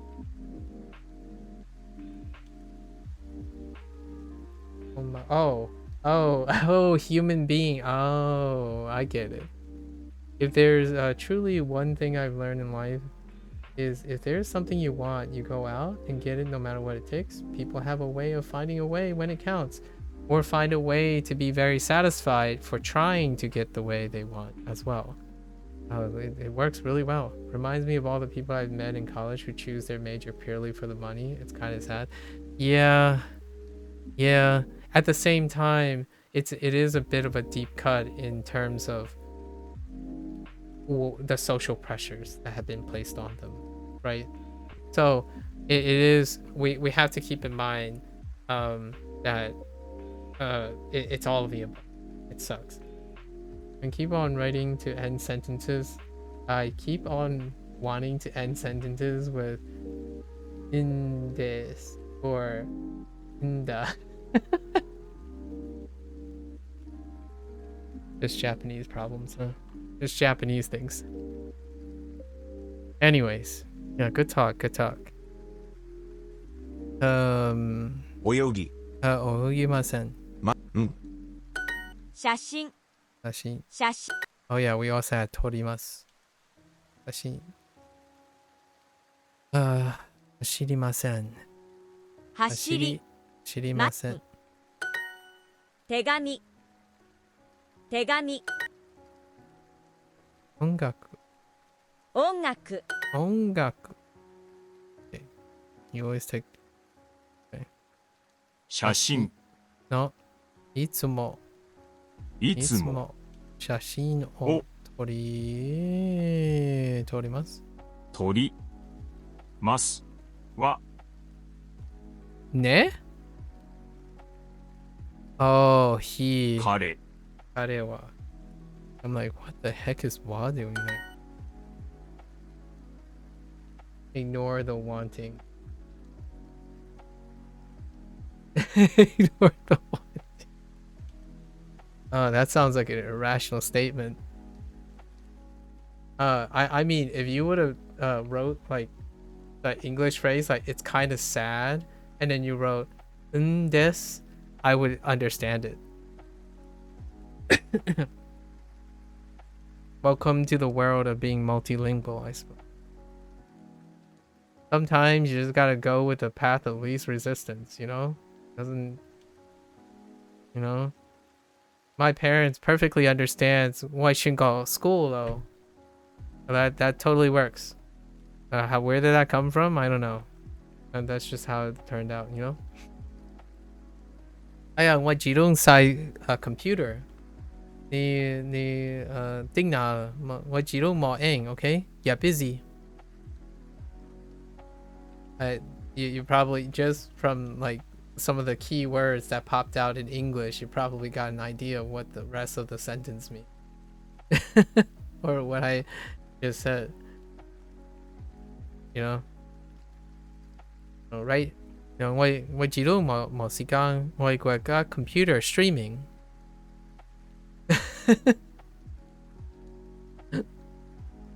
and here's a little fun thing, at least in my opinion.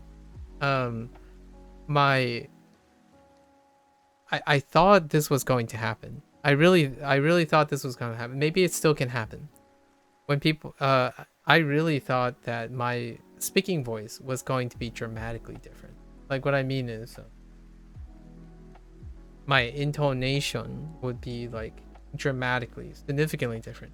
However, I actually think I predicate more on blending most of my things. So for example, whenever I'm speaking Fujianese and I'm substituting an English word, I'll be saying it as though I'm using similar-ish things. So it's kind of like when a Japanese person suddenly speaks katakana and use English words in katakana, right? It's actually very similar in all the other languages. So your tonality ends up shifting pretty well. So when you're combining multiple languages, then it kind of slims together. I really thought I was going to sound dramatically different. Maybe it still will happen. But in the earlier stages, whenever I'm in a mood and I start speaking like, when I start thinking of English and I need to substitute in English, like benkyo, you know, nippon o benkyo shimasu, right? Like I'm like saying, wait, I don't know how to say Nihongo. So the closest thing I can say is Nippon, which is how you say Nippon in Japanese and Fujianese. Nippon. Nippon noin. So you kind of just blend them together. And I personally think that is more of a person that has kind of internalized more language than keeping them separate. However, I totally understand how there's a lot more discipline, and maybe you it's your own cup of tea, right? Someone who can switch exclusively between languages, that's wonderful as well, or they like to compartmentalize them and whatnot. I personally think that's a lot more effort on my part, so I try not to most of the time. Yep. Asobimashita. I study language in the same way. It's not a big coincidence that I have a habit of thinking about the language in multiple contexts all the time, whether there is context or not in front of me. 遊びました I hope to meet a lot of other people who feel the same way, and just to me have as much fun as you can. Blair wrote, like, I read a paragraph of Blair describing the food she was making, and it was like English into Spanish into Japanese, and it was completely legible to me. Like I knew where it was all going, because under the hood across those three languages I had the same, like, either sufficient comprehension or for most of the things. So yeah, go right ahead.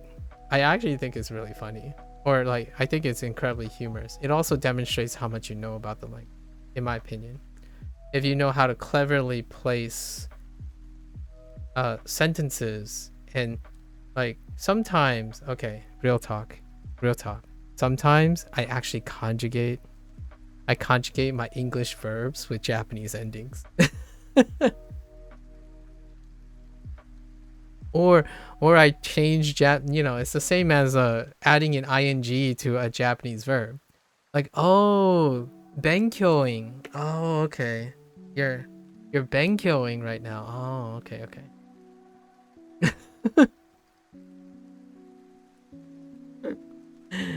It's gonna happen. It's gonna happen. I don't mean offense to a lot of people, but I imagine a lot of there are gonna be people who don't like that. Yeah, hashiruing. Yeah. Yes. Hashiruing. Exactly. That's at least my impression, or hashiring, right? To me, if you can do that, you can fill in the parts. Like, do is missing. Do is missing there. Or actually, you might know even it's hashiru. So hashite imasu. So deimasu is missing. Hashite imasu. Right? Running, you could argue, is hashite imasu. So to me, you do what you can to combine them and encourage yourself to fill in. Like, oh yeah, well, that doesn't come out. It's like, what was the thing? Right?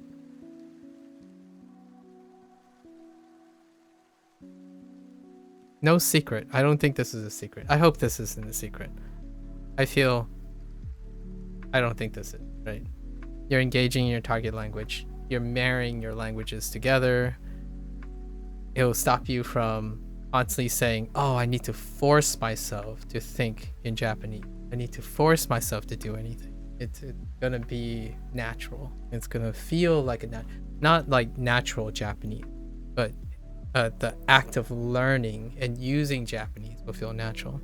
And I think it also alleviates a bit of the whole idea, like, oh, I'm nervous. I don't know what to say. Oh no, I forgot everything.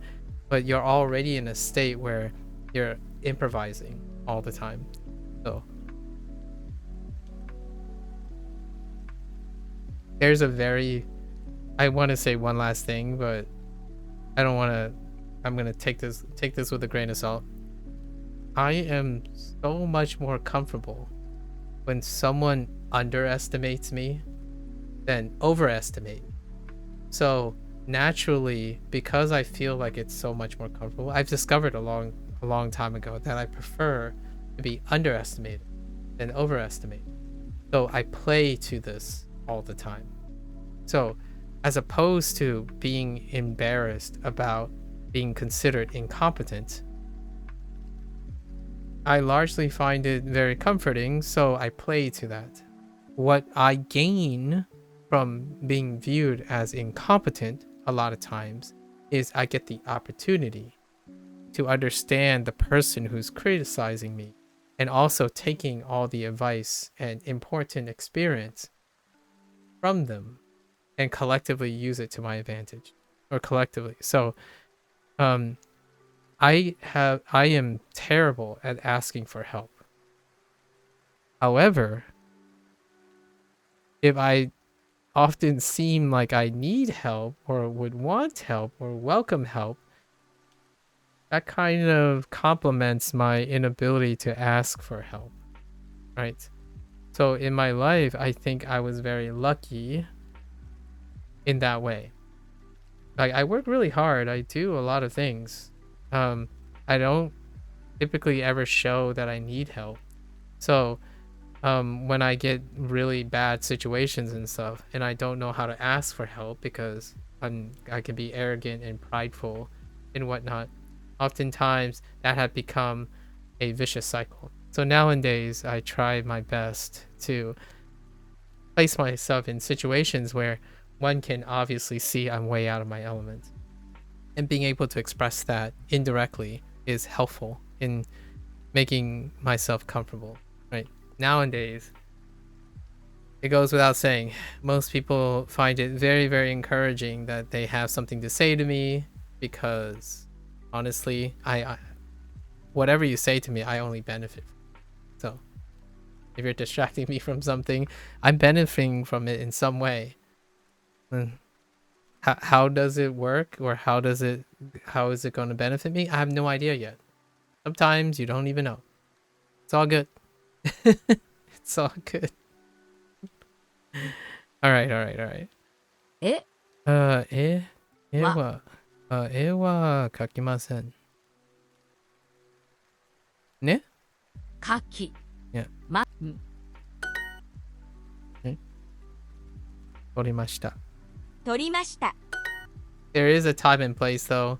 Sometimes I haven't ever shown this side of me. Maybe like once or twice in my 6 plus, okay, maybe like 10 times. The 6 years of streaming that I've ever shown my side where, like, okay, I really want you to know that this is me offering you advice as where my credibility is on. Other than that, rarely. I usually err on the side of safety. It's very uncomfortable if I ever suggest that I can predict the future. 走りません。 Most people don't say it in those exact words, but oftentimes the attraction and sensationalism comes from the implicit nature of this person can predict the future, as in they will more likely know what's going to happen to you, and therefore you trust them. A personal deep cut. If a person is telling you you're likely to fail without following them, I wouldn't follow that person. 写真。 Just saying. Like, if they're advertisement to an audience without knowing you personally, and they start with the sentiment that you're going to fail, here's how to prevent it, then I would say there are plenty of people out there who are more likely to be more compassionate to your situation than someone who advertised themselves like. My 2 cents is some other people can respond really positively to tough love. For my purposes, if I ever catch myself saying that, I would be incredibly insecure about ever giving someone the impression that without me, you're a failure, or without me, you can't succeed in life. However, it seems like that's the impetus that many people will use in order to get you to follow them, listen to them, buy their products. There are definitely creators out there, but I think they are in the vast minority that suggest, hey, this is what I do. If it doesn't work, if you don't like it, it's offered there. You are freely able to accept, buy it or not. Know this, right? If you are having wet feet and you're concerned, perfectly all right. You just vibe and go and find a better suitor, right? As opposed to the hard sell, where like, you know, if you don't do this now, you're going to fail later. There are a ton of people who do that with language learning. Yeah. 見ました。 I encountered many of them. Enough for a lifetime, I think. Everyone is wrong except for me. Buy my course, yeah. For me, I get asked a lot where someone asks me like, have I only used Duolingo? And my only thought is, wait, hold on. Do you have 4 hours? Okay, give me like 30 minutes. All right? And I'll tell you as many different things that I have heard that isn't my own experience. Because my experience is too closed off. It's only a few things right now. However, I've been listening. People have been telling me things. Now, here's my interpretation of all the things that they have told me. Which one sounds great to you? And then obviously there's a trade-off. It could sound overwhelming. So how to address the overwhelming thing. Like you can't, if you're presenting like 20 things to the person, it's like, wait, well, but where do I start? It's like, hey, hold on. Can you tell me something about yourself? Like, let me ask you like 3 or 4 questions. And then I will try to get, because I talk to these other people. The examples I'm giving are, I know these people, at least the answers to these questions.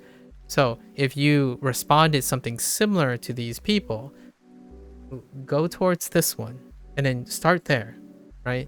So that's the idea. You're like matchmaking in a like a more of a compassionate way. Like you're using sympathy and empathy to matchmake, as opposed to the, wait, you didn't choose my course? Then you're doing it wrong. I'm not here to tell you that, oh, you should do it. You should use Duolingo like the way I'm using Duolingo. Like, first, tell me, do you think this looks fun? Or do you think, like, I've mapped out a lot of my thoughts. It's like, if you have these thoughts, then maybe. But if you don't, ask yourself, right? Try to weave some of your own preferences into the thing. I still like Anki's design. Don't get me wrong. I actually watched someone's Anki stream. It's very nice. And it's kind of like right in the center. It's like up here. So I have seen someone go through like chapters and chapters of Japanese, like downloaded Japanese Anki decks. It's quite nice. It's very minimalistic. 見ました。見ました。取りました。取りました。2枚。Okay, so Anki is kind of annoying to set up, but super worth it. Yeah, I can definitely tell. In another 6.5 years, you never know. 6.5 years. In another 6.5 months, I could end up using Anki as a platform to like record and store and create my own meta decks for when I interact with like LLMs and storytelling and whatnot. In fact, I have this really fun idea of using Anki side by side, having an Anki capture while I'm reading and playing a Japanese story game. So more on that in the future. For now, I haven't found like a my way or fun way to apply Anki. I'm trying to be a hipster. That's an amazing use of my, like, I'm trying to be a hipster because I don't think it's as fun if you're not exploring your learning process. And the idea to me is, if I can find a creative way to do something, you can too. Like, you don't have to do it my way. The idea is we're trying to find not ways because of its efficiency, but ways in which it's engaging. So I started doing experimenting because Shashinko is where I started experimenting. Like now I have a pad set up next to the video game. So now we're gonna start doing more things, and I'm looking for better like pad like writing software and whatnot, you know, and I'm looking for like Anki is in the future. I know for sure that I'm gonna be making my own meta Anki decks while enjoying reading video game dialogue and whatnot and stuff. And there are fun little tools. Someone who's learning Chinese, I think it was Reese, that person is using a plugin that auto transcribes or like into cards, or like maybe it's even a plugin for Anki that transcribes Chinese shows and construct flashcards out of them. So there's also that. Obviously I can't watch the show to do that live because copyright material. However, games are kind of a little bit of a interesting thing that we can do that is available to me. There are also books, and I have to make sure that certain books are okay. So there will be book reading in the future. so many things, and I hope everyone else does it. You know, like if you're like not shy about talking to yourself and whatnot, go out and go out and do it. And I mean, go out figuratively, not literally. We just talked about that, but go out figuratively online. If you like reading a book and you got the go ahead, like, oh yeah, you could read this Journey to the West. I've already had my heart set on reading Journey to the West, so in Chinese. So that is a thing. Go out and do it. The heck with it. Okay. 散歩 Wait, let's get back here. 散歩はあまりしませんでした。or しません。しません Okay. I think this is the last one we gotta switch over to Chinese. Overtime, but it's all good. 書きません No Journey to the West in Japanese. I'm not sure if anyone has like maybe the book that I have available for me is in Chinese. I don't know if I found a convenient one in Japanese that you can use for this purpose. However, we could play a video game, a Japanese video game that has lots of Journey to the West things in it. 書きません。今見ました見ました。映画書きま見ました。Okay, yesterday. 昨日 昨日はたくさん played たくさん遊びました浴びました。Forgot that also means.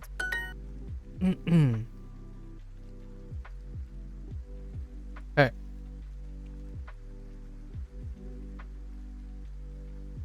映画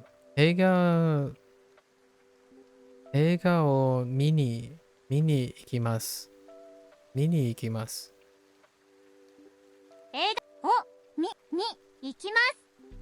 Yes? Yes.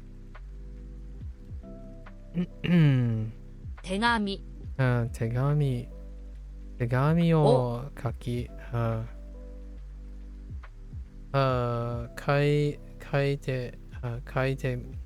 いています。書いています Okay. Alright, so where are we on our review? Honestly, we're pretty close. No, not really. We're halfway. It's all good. Right. We'll get it tomorrow. And then we'll do the review. We'll do the review day after. Maybe one extra day. Maybe one extra day. Okay, so that's a wrap for Japanese today. The review days are so chill. So chill. Okay. Alright. So that's a wrap for Japanese, folks. For all you Japanese lovers out there. Chilling. We had a wonderful yap session. Take home message. We got a take home message because we yapped quite a bit. That's a take home message. I think sometimes, right? I think sometimes there's a point when you expend so much resources and time on avoiding avoiding your negativity or potential negative outcomes, then embracing the journey that engaging in something will bring.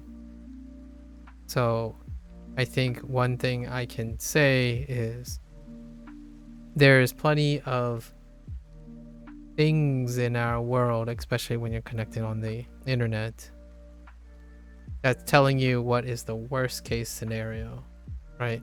Or what is going to not undesirably happen. However, I would like to really firmly attempt to encourage people to know that where there are negative consequences or negative outputs and whatnot, to highlight things. There are opposing desirable things. Maybe not even things that are very apparent to someone who is incredibly exposed to negative. So if it was something that I could do, maybe something I can impose, I would love to be the devil's advocate. Or you could even rationalize the angel advocate. I'm just kidding. So when one is very negative or scared or insecure, it's always nice to go and find, or hopefully there's some sort of, or personal friend, maybe even a parasocial influencer that can flip the script. Because ultimately, in my opinion, it's not necessarily being always positive or always negative. The idea is being able to find balance so that you can make a reasonable decision. Some might call that rationality. I would call it trying to be realistic about what could happen in many scenarios. I think too many times over a long period, a lot of effort, far more effort nowadays, is expended. Energy is used to produce and promote avoidant behavior over pragmatism. It's kind of ironic because we were talking about being irrational and rational. Pragmatism is it's great. It's also fueled by very distinct irrationalities, like hoping that it will turn out for the best. The hope is irrational, right? You don't know that. However, embracing that also means that while the worst can happen, good things can happen too. This is for voluntary uses, not when there are things you need to do, once again, but these are things you want to do. So if someone is scaring you away from things you want to do, that you kind of want to ask yourself, do you want it that much? Or do you even want it that much? And the answer could be, yes, you do want it that much. But around you, everyone is saying not to, right? That's a different story, right? So being encouraging. If not to other people, then to yourself, at least. All right. With that said, if you're gonna watch this later, arigatou gozaimasu. Right. Until next time, for you Japanese folks, Japanese learners folks, mata ne, ya ne. I'm gonna get up, walk around a bit, and we're gonna burn the midnight oil on the Chinese side of things. Okay. Thank you.